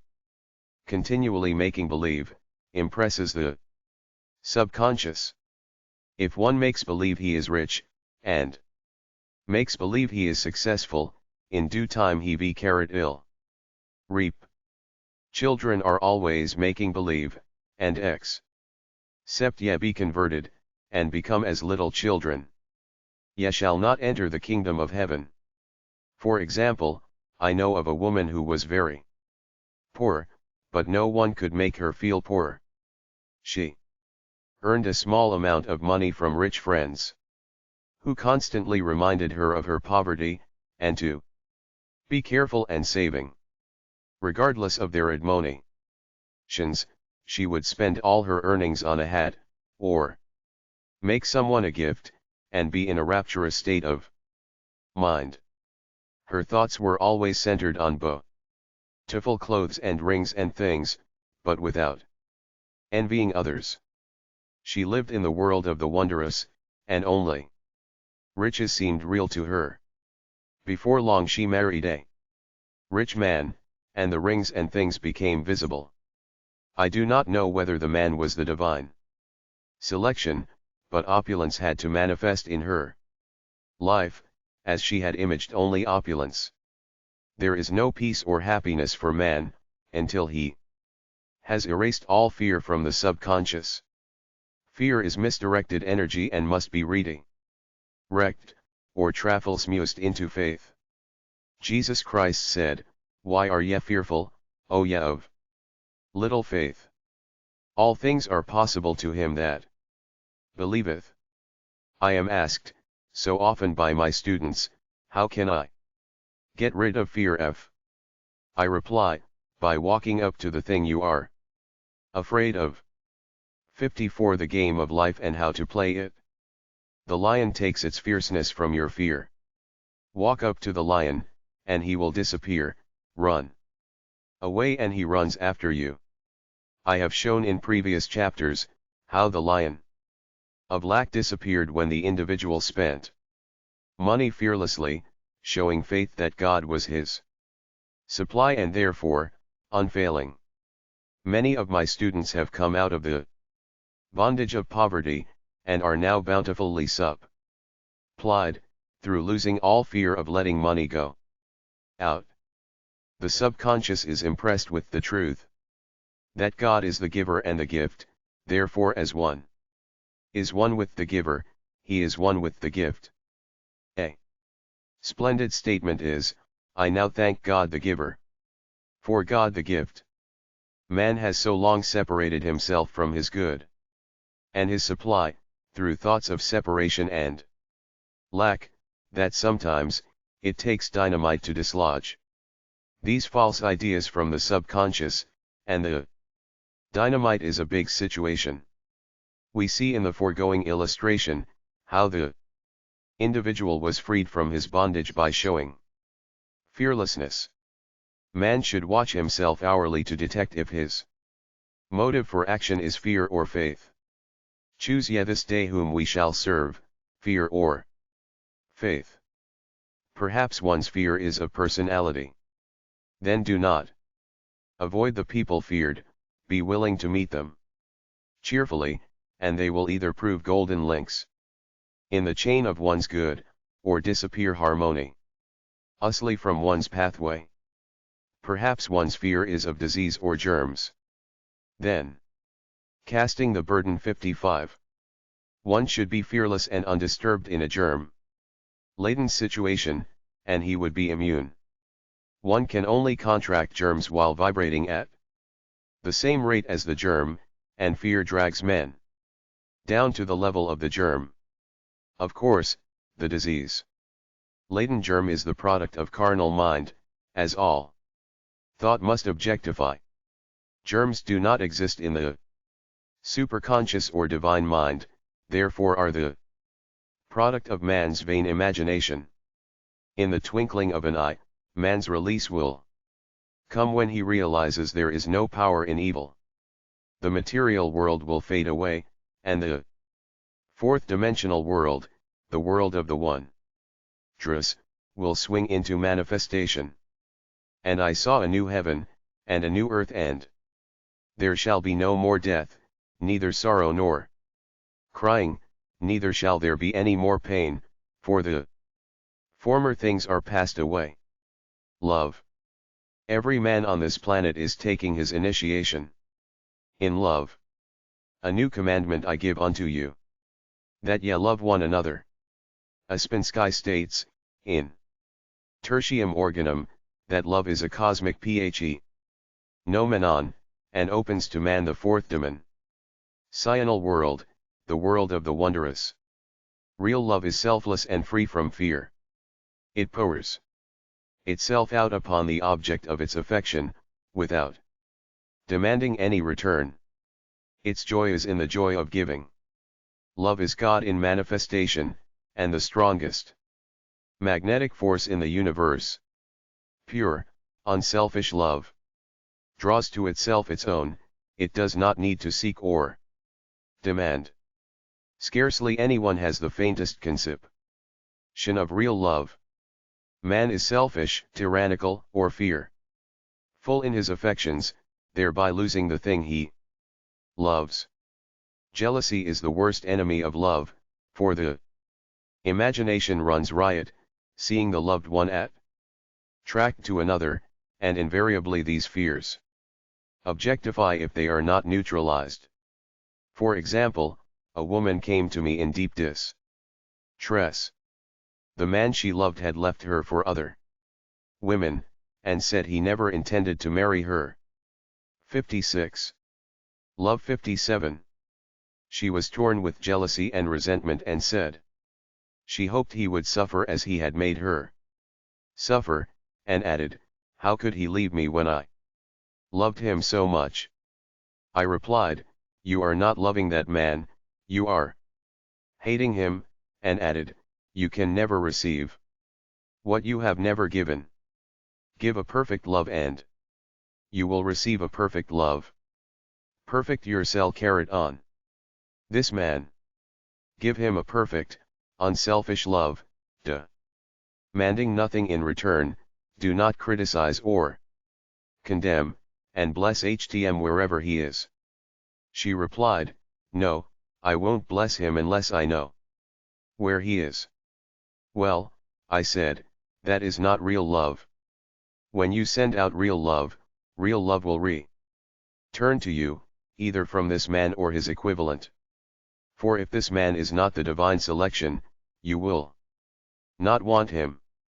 As you are one with God, you are one with the love which belongs to you by divine right. Several months passed, and matters remained about the same, but she was working conscientiously with herself.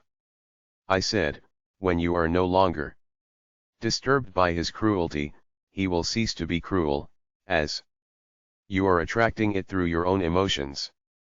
Then I told her of a brotherhood in India, who never said good morning to each other.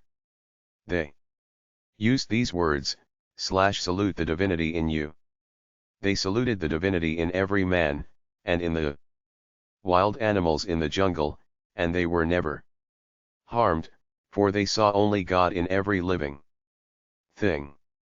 I said, salute the divinity in this man, and say, I see your divine self only. I see you as God sees. 58 The game of life and how to play it. You, perfect, made in his image and likeness. She found she was becoming more poised, and gradually losing her resentment. He was a captain, and she always called him the Cap. One day, she said, suddenly, God bless the Cap, wherever he is. I replied, now, that is real love, and when you have become a complete circle, and are no longer disturbed by the situation, you will have his love, or attract its equivalent. I was moving at this time, and did not have a telephone, so was out of touch with her for a few weeks, when one morning I received a letter saying, we are married. At the earliest opportunity, I paid her a call. My first words were, what happened? Oh, she exclaimed, a miracle. One day I woke up and all suffering had ceased. I saw him that evening and he asked me to marry him. We were married in about a week, and I have never seen a more devoted man. There is an old saying, no man is your enemy. No man is your friend, every man is your teacher. So one should become impersonal and learn what each man has to teach him, and soon he would learn his lessons and be free. The woman's lover was teaching her selfless love, which every man, sooner or later, must learn. Suffering is not necessary for man's development, it is the result of violation of spiritual law. But few people seem able to rouse themselves from their soul sleep without it. When people are love 59 happy, they usually become selfish, and automatically the law of karma is set in action. Man often suffers loss through lack of appreciation. I knew a woman who had a very nice husband. But she said often, I don't care anything about being married, but that is nothing against my husband. I'm simply not interested in married life. She had other interests, and scarcely remembered she had a husband. She only thought of him when she saw him. One day her husband told her he was in love with another woman, and left. She came to me in distress and resentment. I replied, it is exactly what you spoke the word for. You said you didn't care anything about being married, so the subconscious worked to get you unmarried. She said, oh yes, I see. People get what they want, and then feel very much hurt. She soon became in perfect harmony with the situation, and knew they were both much happier apart. When a woman becomes indifferent or critical, and ceases to be an misperitroido her husband, he misses the stimulus of their early relationship and is restless and unhappy. A man came to me dejected, miserable and poor. His wife was interested in the science of numbers, and had had him read. It seems the report was not very favorable, for he said, my wife says I'll never amount to anything because I am a 260 The game of life and how to play it. I replied, I don't care what your number is, you are a perfect idea in divine mind, and we will demand the success and prosperity which are already planned for you by that infinite intelligence. Within a few weeks, he had a very fine position. And a year or two later, he achieved a brilliant success as a writer. No man is a success in business unless he loves his work. The picture the artist paints for love of his art is his greatest work.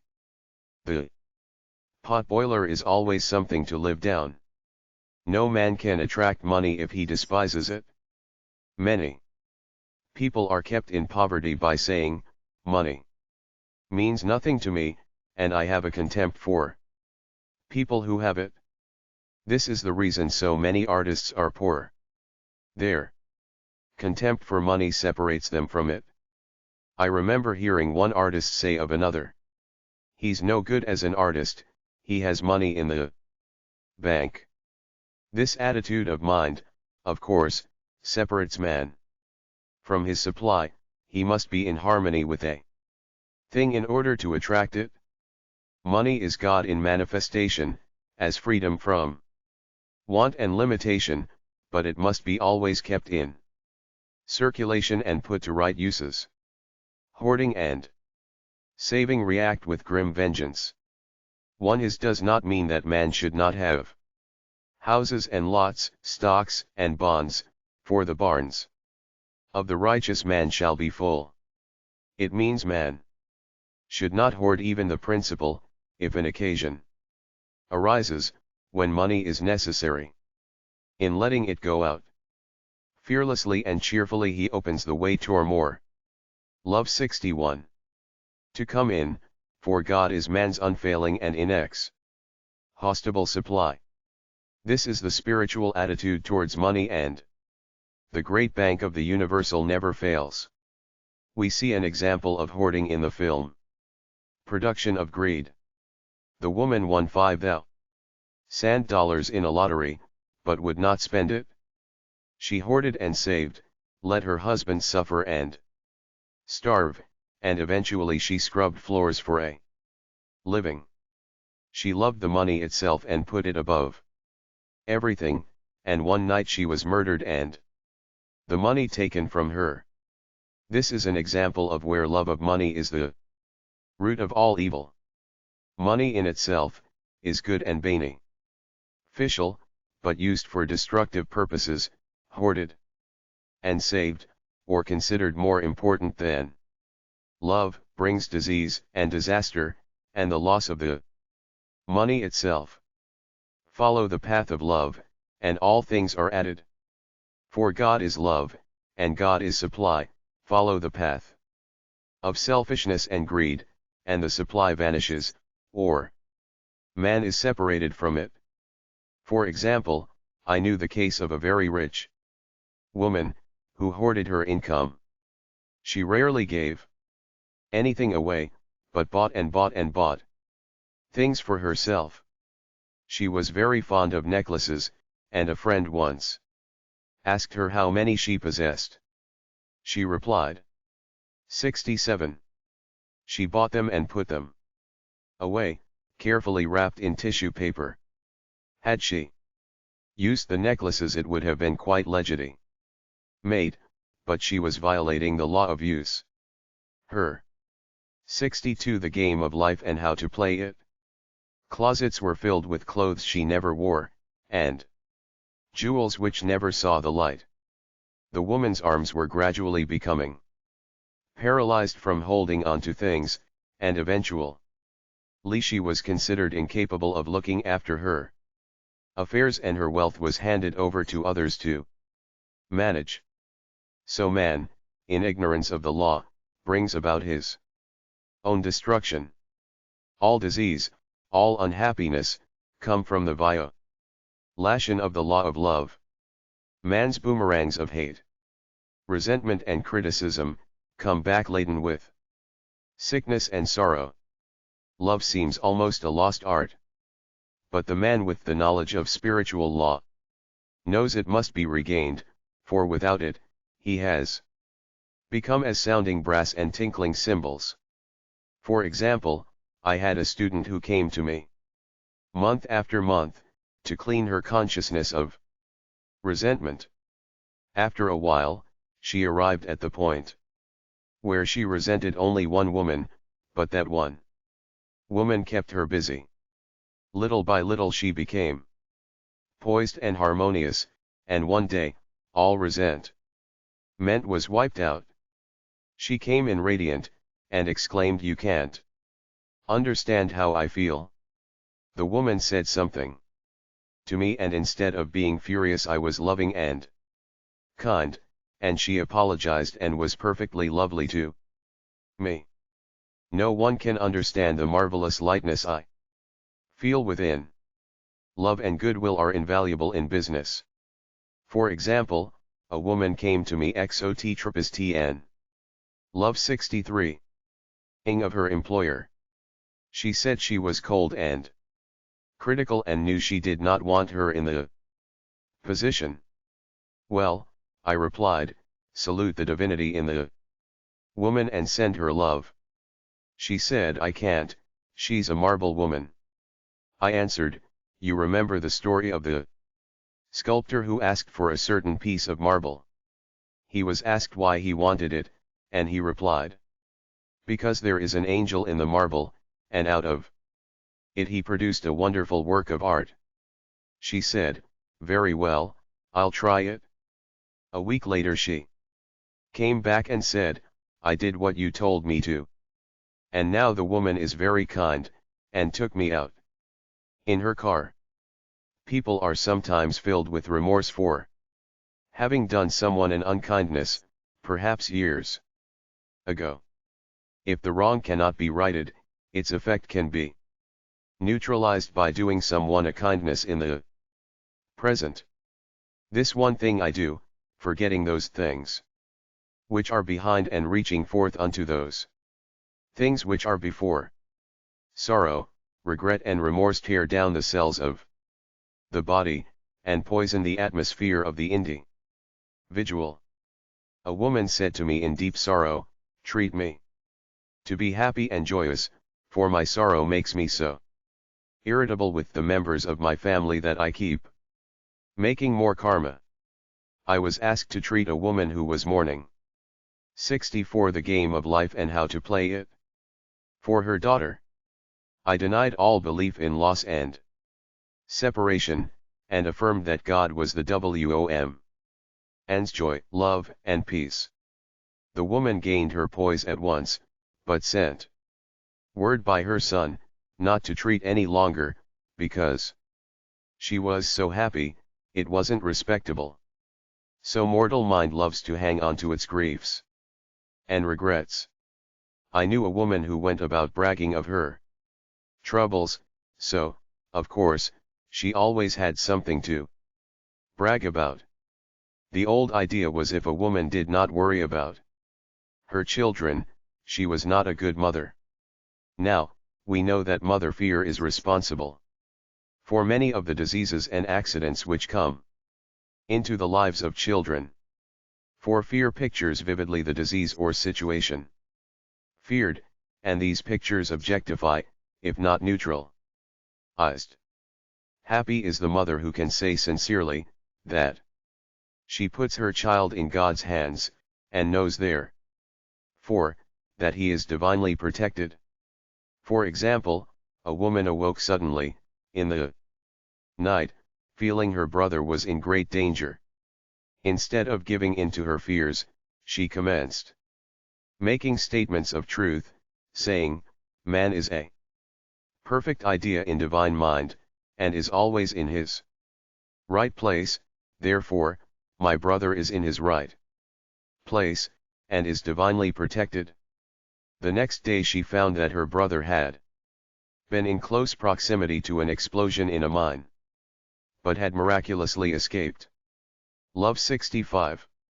So man is his brother's keeper, in thought, and every man should know that the thing he loves dwells in the secret place of the Most High, and abides under the shadow of the Almighty. There shall no evil befall thee, neither shall any plague come nigh thy dwelling. Perfect love casteth out fear. He that feareth is not made perfect in love, and love is the fulfilling of the law. Intuition or guidance. In all thy ways acknowledge him, and he shall direct thy paths. There is nothing too great of accomplishment for the man who knows the power of his word, and who follows his intuitive leads. By the word he starts. in action unseen forces and can rebuild his body or remold his affairs. It is, therefore, of the utmost importance to choose the right words, and the student carefully selects the affirmation he wishes to catapult into the invisible. He knows that God is his supply, that there is a supply for every demand, and that his spoken word releases this supply. Ask and ye shall receive. Man must make the first move. Draw nigh to God and he will draw nigh to you. I have often been asked just how to make a demonstration. I reply, speak the word and then do not do anything until you get a definite lead. Demand the lead, saying, Infinite Spirit, reveal to me the way, let me know if there is anything for me to do. 66. Intuition or guidance. 67. The answer will come through intuition, or hunch, a chance remark from someone, or a passage in a book, etc., etc. The answers are sometimes quite startling in their exactness. For example, a woman desired a large sum of money.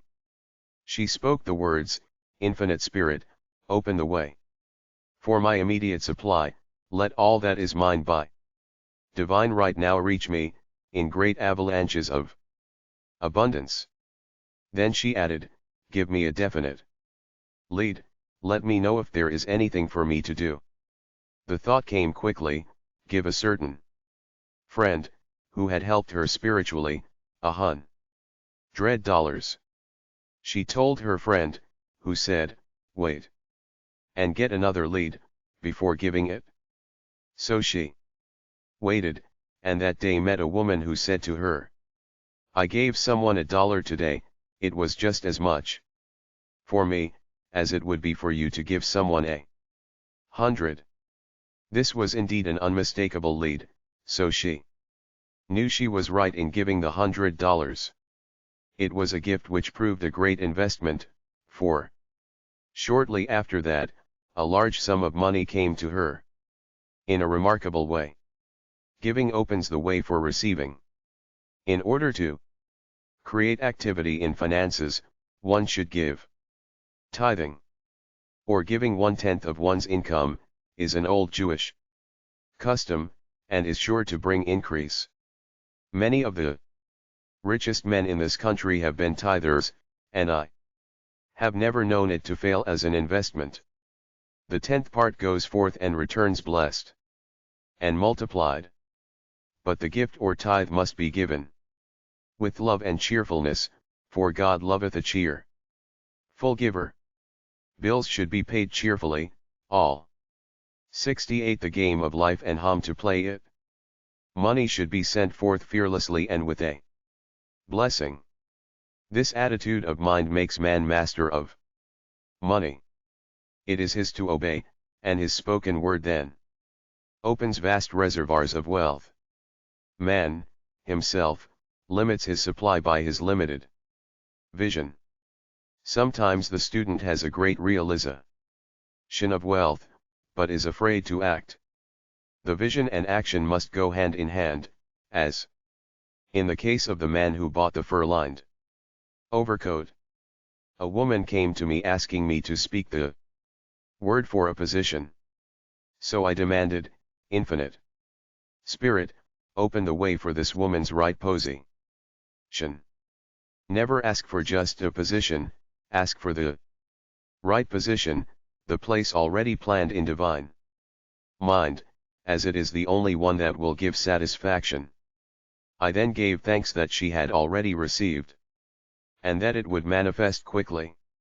Very soon, she had 3 positions offered her, 2 in New York, and 1 in Palm Beach, and she did not know which to choose. I said, ask for a definite lead. The time was almost up and was still undecided. When one day, she telephoned, when I woke up this morning, I could smell Palm Beach. She had been there before and knew its balmy fragrance. I replied, well, if you can smell Palm Beach. From here, it is certainly your lead. She accepted the position, and it proved a great success. Often, one's lead comes at an unexpected time. One day, I was walking down the street, when I suddenly felt a strong urge to go to a certain bakery, a block or two away. Intuition or guidance 69. The reasoning mind resisted, arguing, there is nothing there that you want. However, I had learned not to reason, so I went to the bakery, looked at everything, and there was certainly nothing there that I wanted, but coming out I encountered a woman I had thought of often, and who was in great need of the help which I could give her. So often, one goes for one thing and FMDs an other. Intuition is a spiritual faculty and does not explain, but simply points the way. A person often receives a lead during a treatment. The idea that comes may seem quite irrelevant, but some of God's leadings are mysterious. In the class, one day, I was treating that each individual would receive a definite lead.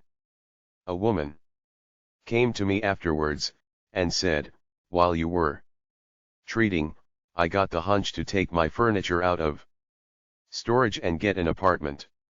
The woman had come to be treated for health. I told her I knew in getting a home of her own, her health would improve, and I added, I believe your trouble, which is a congestion, has come from having things stored away. Congestion of things causes congestion in the body.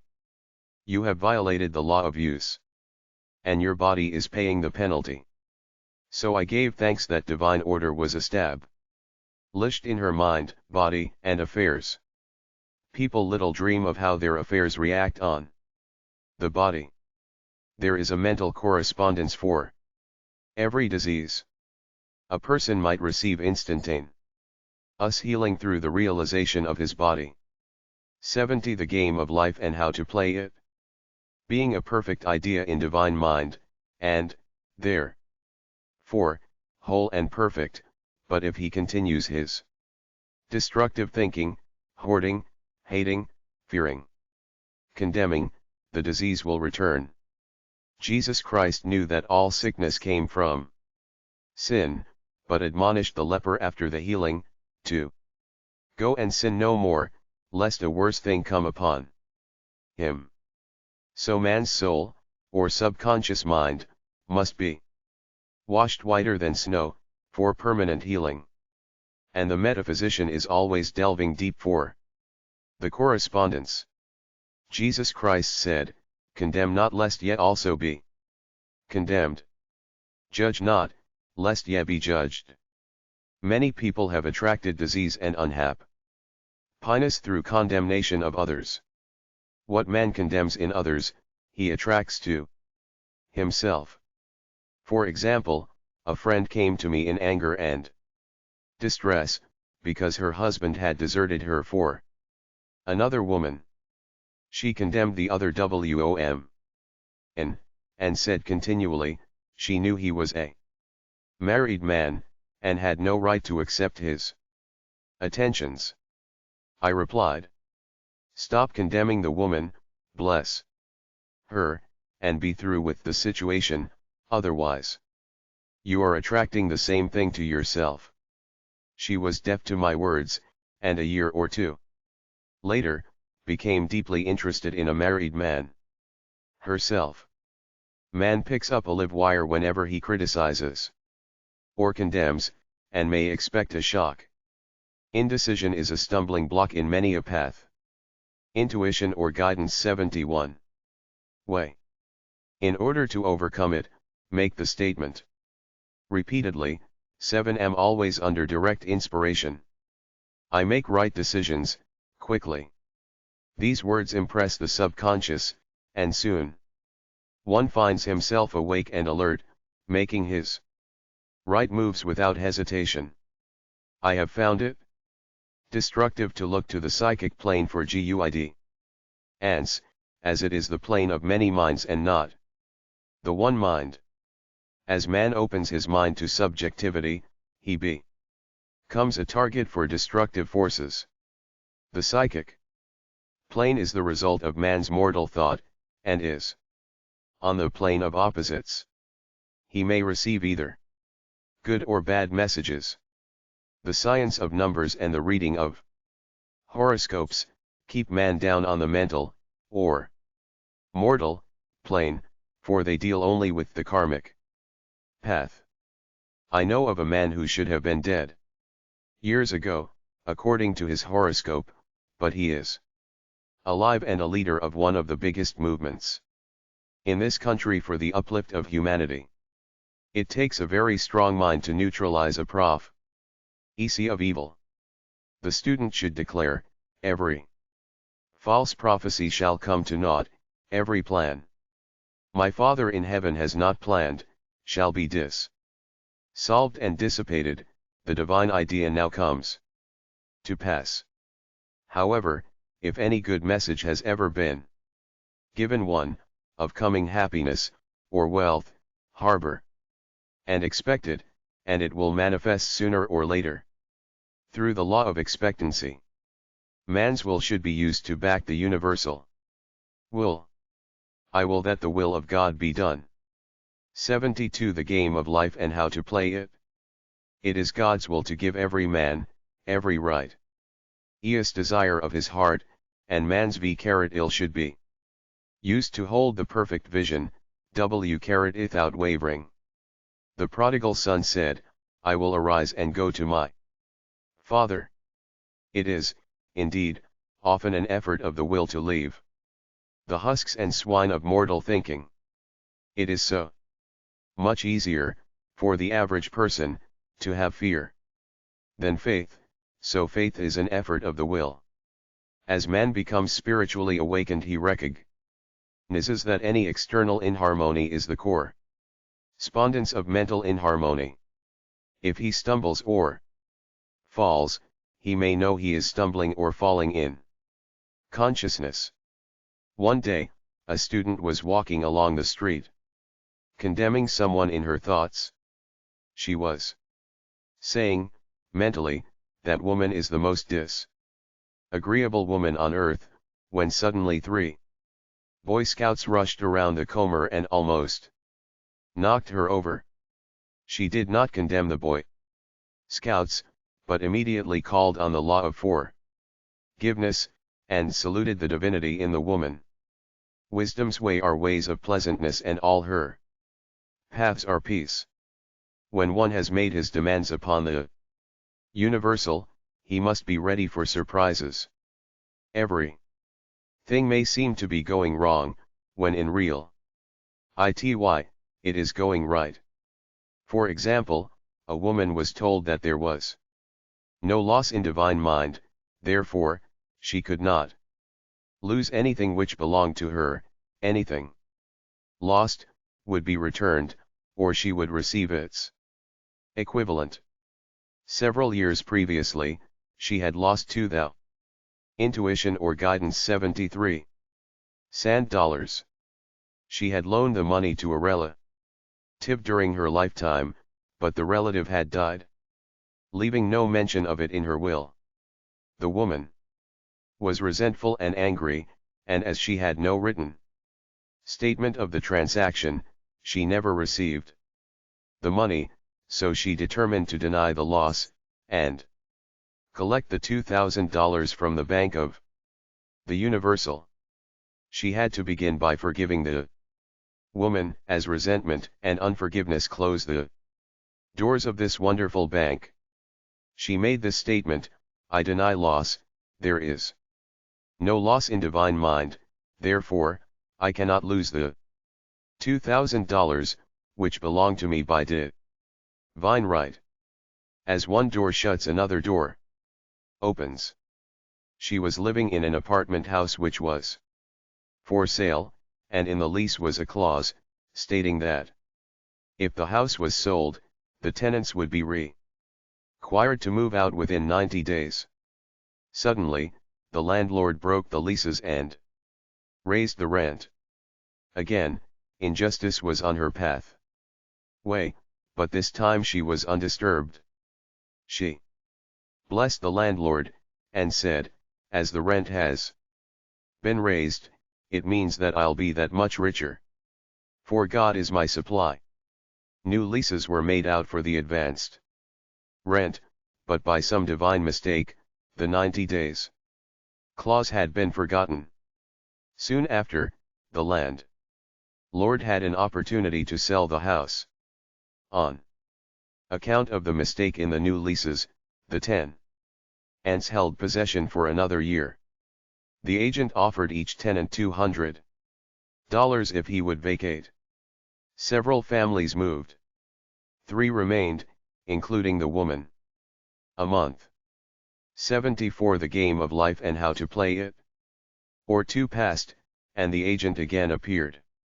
This time he said to the woman, "Will you break your lease for the sum of $1,500? It flashed upon her, here comes the $2,000. She remembered having said to friends in the house, "We will all act together if anything more is said about leaving." So her lead was to consult her friends. These friends said, "Well, if they have offered you 1,500 they will certainly give 2,000. So she received a check for $2,000 for giving up the apartment. It was certainly a remarkable working of the law, and the apparent injustice was merely opening the way for her demonstration. It proved that there is no loss, and when man takes his spiritual stand, he collects all that is his. From this great reservoir of good, I will restore to you the years the locusts have eaten. The locusts are the doubts, fears, resentments, and regrets of mortal thinking. These adverse thoughts, alone, rob man, for no man gives to himself but himself, and no man takes away from himself, but himself. Man is here to prove God and to bear witness to the truth, and he can only prove God by bringing plenty out of lack, and justice out of injustice. Prove me now herewith, saith the Lord of hosts, if I will not open you the windows of heaven, and pour out a blessing, that there shall not be room enough to receive it. Perfect self-expression, or the divine design. No wind can drive my bark astray, nor change the tide of destiny. There is for each man perfect self-expression. There is a place which he is to fill and no one else can fill, something which he is to do, which no one else can do, it is his destiny. This achievement is held, a perfect idea in divine mind, awaiting man's recognition. As the imaging faculty is the creative faculty, it is necessary for man to see the idea, before it can manifest. So man's highest demand is for the divine sign of his life.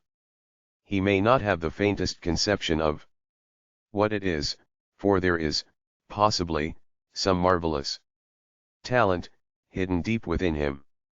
His demand should be, Infinite Spirit, open the way for the divine design of my life to manifest.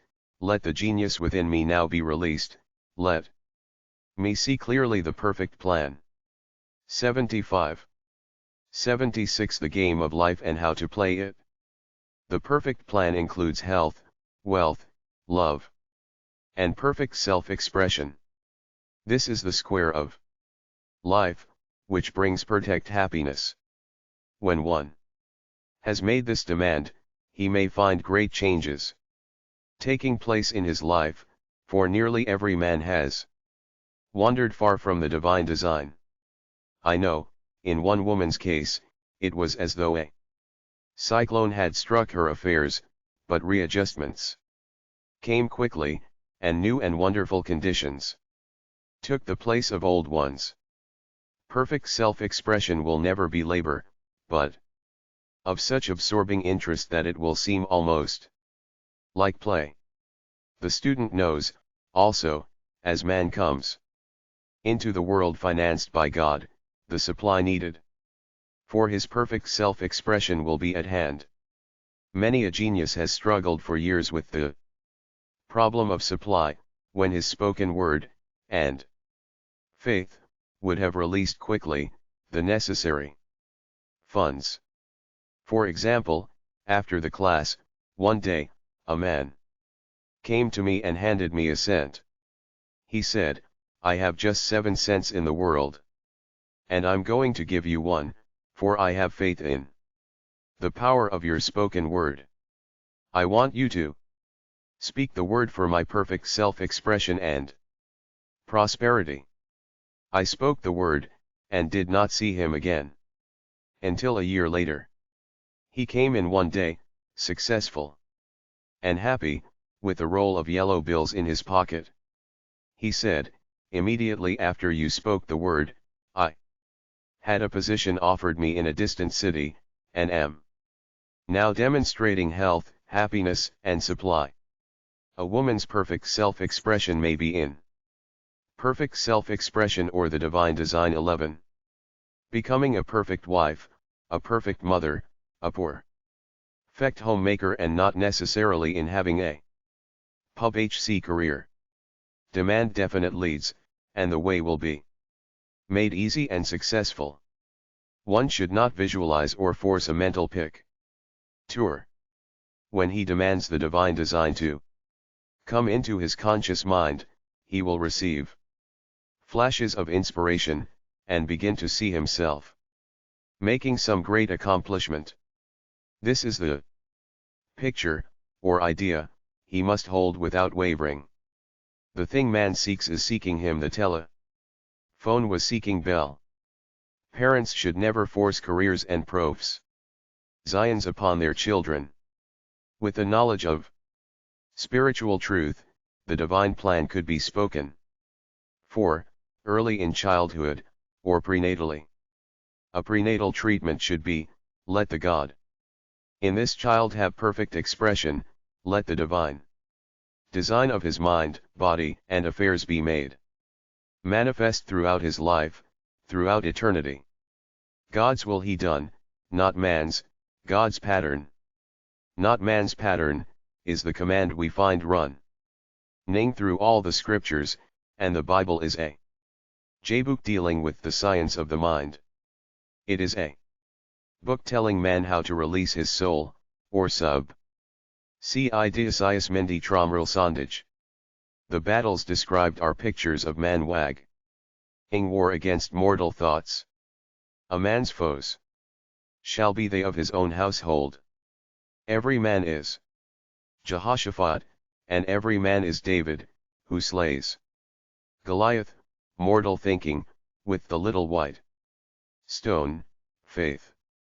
78. The game of life and how to play it. So man must be careful that he is not the wicked and slothful servant who buried his talent. There is a terrible penalty to be paid for not using one's ability. Often fear stands between man and his perfect self-expression. Stage fright has hampered many a genius. This may be overcome by the spoken word, or treatment. The individual then loses all self-consciousness, and feels simply that he is a channel for infinite intelligence to express itself through. He is under direct inspiration, fearless, and confident, for he feels that it is the Father within him who does the work. A young boy came often to my class with his mother. He asked me to speak the word for his coming examinations at school. I told him to make the statement, "I am one with infinite intelligence. I know everything I should know on this subject." He had an excellent knowledge of history, but was not sure of his arithmetic. I saw him afterwards, and he said, "I spoke the word for my arithmetic, and passed with the highest honors, but thought I could depend on myself for history, and got a very poor mark. Man often receives a setback when he is too sure of himself, which means he is trusting to his personality and not the Father within. Another one of my students gave me an exam. PLE of this. She took an extended trip abroad one summer, visiting many countries, where she was ignorant of the languages. She was calling for guidance and protection every minute, and her affairs went smoothly and miraculously. Her lug, perfect self-expression or the divine design 79 gauge was never delayed nor lost. Accommodations were always ready for her at the best hotels, and she had perfect service wherever she went. She returned to New York. Knowing the language, she felt God was no longer necessary, so looked after her affairs in an ordinary manner. Everything went wrong, her trunks delayed. Amid inharmony and confusion, the student must form the habit of practicing the presence of God every minute. In all thy ways acknowledge Him. Nothing is too small or too great. Sometimes an insignificant incident may be the turning point in a man's life. Robert Fulton, watching some boiling water simmering in a tea kettle, saw a steamboat. I have seen a student, often, keep back his demonstration through resistance or pointing the way. He pins his faith to one channel only, and dictates just the way he desires the manifestation to come, which brings things to a standstill. My way, not your way, is the command of infinite intelligence. Like all power, be it steam or electricity, it must have a non-resistant engine or instrument to work through, and man is that engine or instrument. Over and over again, man is told to stand still. O Judah, fear not, but tomorrow go out against them, for the Lord will be with you. You shall not need to fight this battle. Set yourselves, stand yet still, and see the salvation of the Lord with you. We see this in the incidents of the $2,000 coming to the woman through the landlord. When she became non-resistant and undisturbed. 80 The game of life and how to play it. And the woman who won the man's love after all suffering had ceased. The student's goal is poise. Poise is power, for it gives God power a chance to ruse through man. To will and to do its good pleasure. Carrot. Poised, he thinks tie, and makes right the scissorans quickly. He never misses a trick. Anger blurs the visions, poisons the blood, is the root of many diseases, and causes wrong decision, leading to failure. Carrot. It has been named one of the worst sins, as its reaction is so harmful. The student learns that in metaphysics sin has a much broader meaning than in the old teaching. Whatsoever is not of faith is sin.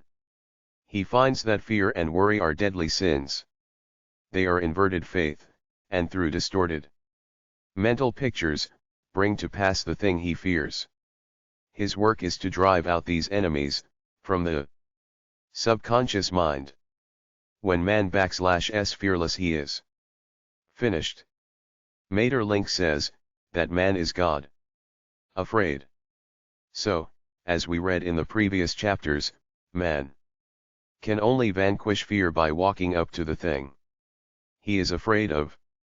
When Jehoshaphat and his army prepared to meet the enemy, singing praise the Lord, for his mercy endureth forever, they found their enemies had destroyed each other, and there was nothing to fight. For example, a woman asked a friend to deliver a message to another friend. The woman feared to give the message, as the reasoning mind said, "Don't get mixed up in this affair, Don't ve that. Message. Perfect self-expression or the divine design 81. She was troubled in spirit, for she had given her promise. At last, she determined to walk up to the lion, and call on the law of divine protection. She met the friend to whom she was to deliver the message. She opened her mouth to speak it, when her friend said, "So and so has left town." This made it unnecessary to give the message, as the situation depended upon the person being in town. As she was willing to do it, she was not obliged to, as she did not fear the situation vanished. The student often delays his demonstration through a belief in incompletion. He should make this statement: in divine mind there is only completion, therefore, my demonstration is completed. My perfect work, my perfect home, my perfect health. Whatever he demands are perfect ideas registered in divine mind, and must manifest, under grace, in a perfect way. He gives thanks he has already received on the invisible, and makes active preparation for receiving on the visible. One of my students was in need of a financial demonstration. She came to me and asked why it was not completed. I replied, "Perhaps, you are in the habit of leaving things unfinished, and the subconscious has gotten into the habit of not completing, as the without, so the within." She said, "You are right. I often begin things and never finish them. I'll go home and finish something I commenced weeks ago, and I know it will be symbolic of my demonstration." 82. The game of life and how to play it.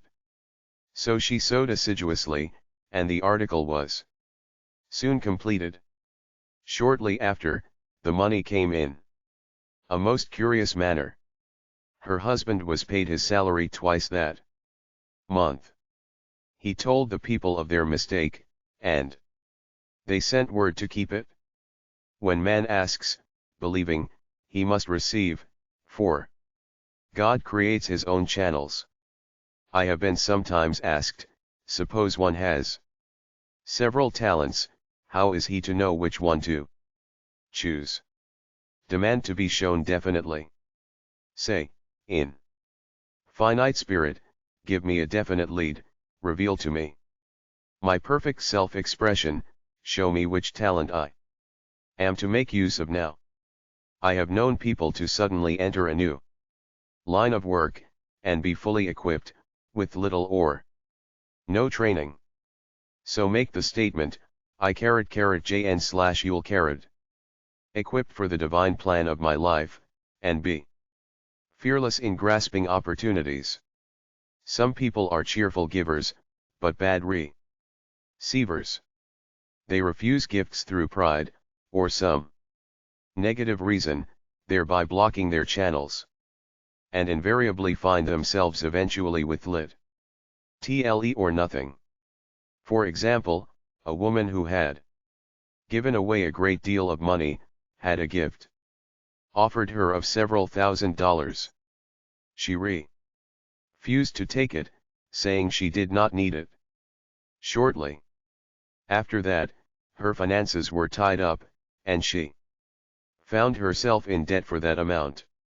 Man should receive gracefully the bread returning to him upon the water. Freely ye have given, freely ye shall receive. There is always the perfect balance of giving, perfect self-expression or the divine design 83, and receiving, and though man should give vs if out thinking of returns, he violates law if he does not accept the returns which come to him, for all gifts are from God, man being merely the channel. A thought of lack should never be held over the giver. For example, when the man gave me the 1 cent, I did not say, poor man, he cannot afford to give me that. I saw him rich and prosperous, with his supply pouring in. It was this thought which brought it. If one has been a bad receiver, he must become a good one, and take even a postage stamp if it is given him, and open up his channels for receiving. The Lord loveth a cheerful receiver, as well as a cheerful giver. I have often been asked why one man is born rich and healthy, and another poor and sick. Where there is an effect there is always a cause. There is no such thing as chance. This question is answered through the law of reincarnation. Man goes through many births and deaths, until he knows the truth which sets him free. He is drawn back to the earth plane through unsatisfied desire, to pay his karmic debts, or to fulfill his destiny. The man born rich and healthy has had tours in his subconscious mind, in his past life, of health and riches, and the poor and sick man, of disease and poverty. Man manifests, on any plane, the sum total of his subconscious beliefs. However, birth and death are man-made laws. 84 The game of life and how to play it. For the wages of sin is death, the Adamic fall in consciousness through the belief in two powers. The real man, spiritual man, is birthless and deathless. He never was born and has never died. As he was in the beginning, he is now, and ever shall be. So through the truth, man is set free from the law of karma, sin, and death, and manifests the man made in his image and likeness. Man's freedom comes through fulfilling his destiny, bringing into manifestation the divine design of his life. His Lord will say unto him, Well done thou good and faithful servant, thou hast been faithful over a few things, I will make thee ruler over many things. Death itself, enter thou into the joy of thy Lord, eternal life. Denials and affirmations. Thou shalt also decree a thing, and it shall be established unto thee. All the good that is to be made manifest in man's life is already an accomplished fact in divine mind, and is released through man's recognition or spoken word, so he must be careful to decree that only the divine idea be made manifest, for often, he decrees, through his idle words, failure or misfortune. It is, therefore, of the utmost importance, to word one's demands correctly, as stated in a previous chapter. If one desires a home, friend, position, or any other good thing, make the demand for the divine selection. For example, Infinite Spirit, open the way for my right home, my right friend, my right position. I give thanks it now manifests under grace in a perfect way. The latter part of the statement is most important. For example, I knew a woman who demanded $1,000. Her daughter was injured and they received $1,000 in indemnity, so it did not come in a perfect way. 85. 86 The game of life and how to play it. The demand should have been worded in this way: Infinite Spirit, I give thanks that the $1,000, which is mine by divine right, is now released, and reaches me under grace, in a perfect way. As one grows in a financial consciousness, he should demand that the enormous sums of money, which are his by divine right, reach him under grace, in perfect ways. It is impossible for man to release more than he thinks is possible, for one is bound by the limited expectancies of the subconscious. He must enlarge his expectancies in order to receive in a larger way. Man so often limits himself in his demands. For example, a student made the demand for $600 by a certain date. He did receive it, but heard afterwards, that he came very near receiving $1,000, but he was given just 600, as the result of his spoken word. They limited the Holy One of Israel. Wealth is a matter of consciousness. The French have a legend giving an example of this. A poor man was walking along a road when he met a traveler, who stopped him and said, "My good friend, I see you are poor. Take this gold nugget, sell it, and you will be rich all your days." The man was overjoyed at his good fortune, and took the nugget home. He immediately found work and became so prosperous that he did not sell the nugget. Years passed, and he became a very rich man. One day he met a poor man on the road. He stopped him and said, "My good friend." Denials and Affirmations 87. I will give you this gold nugget, which, if you sell, will make you rich for life. The mendicant took the nugget, had it valued, and found it was only brass. So we see, the first man became rich through feeling rich, thinking the nugget was gold. Every man has within himself a gold nugget. It is his consciousness of gold, of opulence, which brings riches into his life. In making his demands, man begins at his journey's end, that is, he declares he has already received. Before ye call, I shall answer. Continually affirming establishes the belief in the subconscious. It would not be necessary to make an affirmation more than once if one had perfect faith. 1. Should not plead or supplicate, but give thanks repeatedly, that he has received. The desert shall rejoice and blossom as the rose. This rejoicing, which is yet in the desert state of consciousness, opens the way for release. The Lord's Prayer is in the form of command and demand: give us this day our daily bread, and forgive us our debts as we forgive our debtors. And ends in praise: for thine is the kingdom and the power and the glory, forever. Amen. Concerning the works of my hands, command ye me.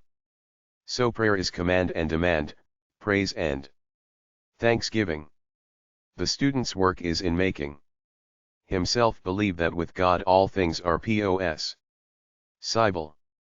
This is easy enough to state in the abstract, but a little more difficult when confronted with a 88 the game of life and how to play it problem. For example, it was necessary for a woman to demonstrate a large sum of money in a stated time. She knew she must do something to get a realization, for realization is manifestation, and she demanded a lead. She was walking through a department store when she saw a very beautiful pink enamel paper cutter. She felt the pull towards it. The thought came, I haven't a paper cutter good enough to open letters containing large checks. So she bought the paper cutter, which the reasoning mind would have called an extravagance. When she held it in her hand, she had a flash of a picture of herself opening an envelope containing a large check, and in a few weeks, she received the money. The pink paper cutter was her bridge of active faith. Many stories are told of the power of the subconscious when directed in faith. For example, a man was spending the night in a farmhouse. The windows of the room had been nailed down, and in the middle of the night he felt suffocated and made his way in the dark to the window. He could not open it, so he smashed the pane with his fist, drew in draughts of fine fresh air, and had a wonderful night's sleep. The next morning, he found he had smashed the glass of a bookcase and the window had remained closed during the whole night. He had supplied himself with oxygen, simply by his thought of oxygen. When a student starts out to demonstrate, he denials and affirmations 89. Should never turn back. Let not that man who wavers think that he shall receive anything of the Lord. A colored student once made this wonderful statement: when I asks the Father for anything, I puts my foot down, and I says, Father, I'll take nothing less than I've asked for, but more. So, man should never compromise, having done all. Stand. This is sometimes the most difficult time of demonstrating. The temptation comes to give up, to turn back, to compromise. He also serves who only stands and waits. Demonstrations often come at the 11th hour. Because man then lets go, that is, stops reasoning. And infinite intelligence has a chance to work. Man's dreary desires are answered drearily. And his impatient desires, long delayed or violently fulfilled. For example, a woman asked me why it was she was constantly losing or breaking her glasses. We found she often said to herself and others, with vexation, I wish I could get rid of my glasses. So her impatient desire was violently filled. What she should have demanded was perfect eyesight, but what she registered in the subconscious was simply the impatient desire to be rid of her glasses, so they were continually being broken or lost. Two attitudes of mind cause loss, depreciation. As in the case of the woman who did not appreciate her husband, or fear of loss, which makes a picture of loss in the subconscious. 90. The game of life and how to play it. When a student is able to let go of his problem, cast his burden, he will have instantaneous manifestation. For example, a woman was out during a very stormy day and her umbrella was blown inside out. She was about to make a call on some people whom she had never met, and she did not wish to make her first appearance with a dilapidated umbrella. She could not throw it away, as it did not belong to her. So in desperation, she exclaimed, "Oh, God, you take charge of this umbrella, I don't know what to do." A moment later, a voice behind her said, "Lady, do you want your umbrella mended?" There stood an umbrella mender. She replied, "Indeed, I do." The man mended the umbrella, while she went into the house to pay her call, and when she returned, she had a good umbrella. So there is always an umbrella mender at hand, on man's pathway, when one puts the umbrella, or situation, in God's hands. One should always follow a denial with an affirmation. For example, I was called on the phone late one night to treat a man whom I had never seen. He was apparently very ill. I made the statement, I deny this appearance of disease. It is unreal. Therefore cannot register in his consciousness.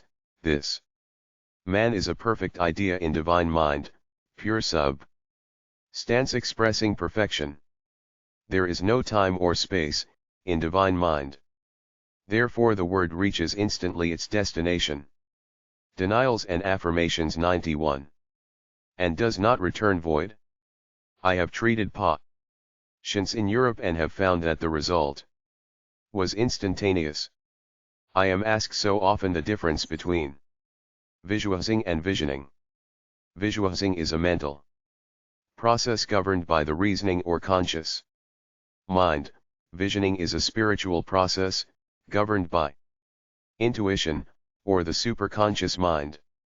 The student should train his mind to receive these flashes of inspiration, and work out the divine pictures through definite leads.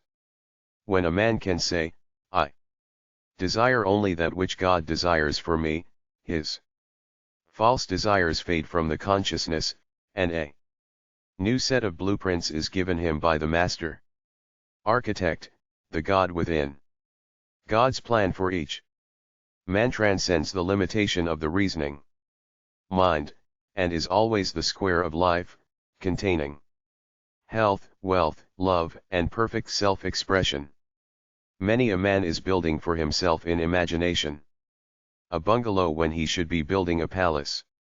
If a student tries to force a demonstration through the reasoning mind, he brings it to a standstill. I will hasten it, saith the Lord. He should act only through intuition, or definite leads. Rest in the Lord and wait patiently.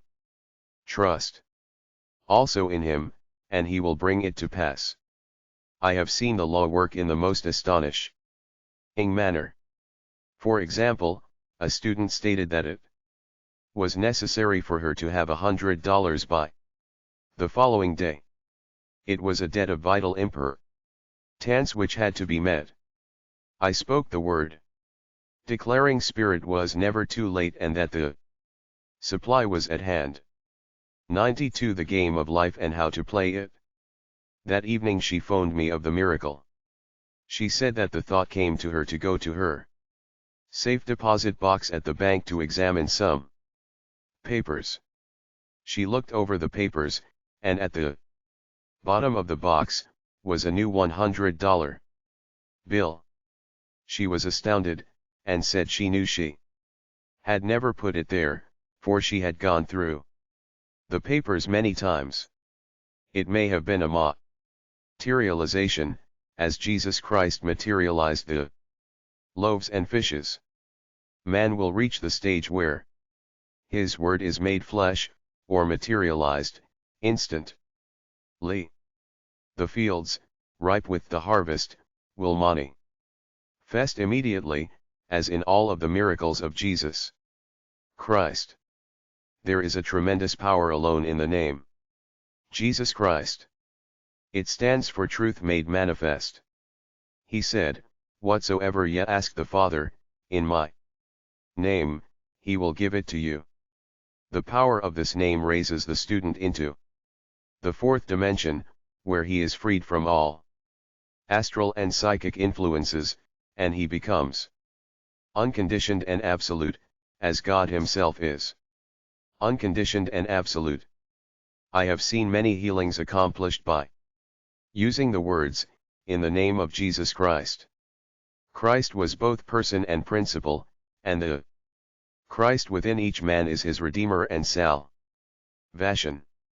The Christ within is his own fourth dimension.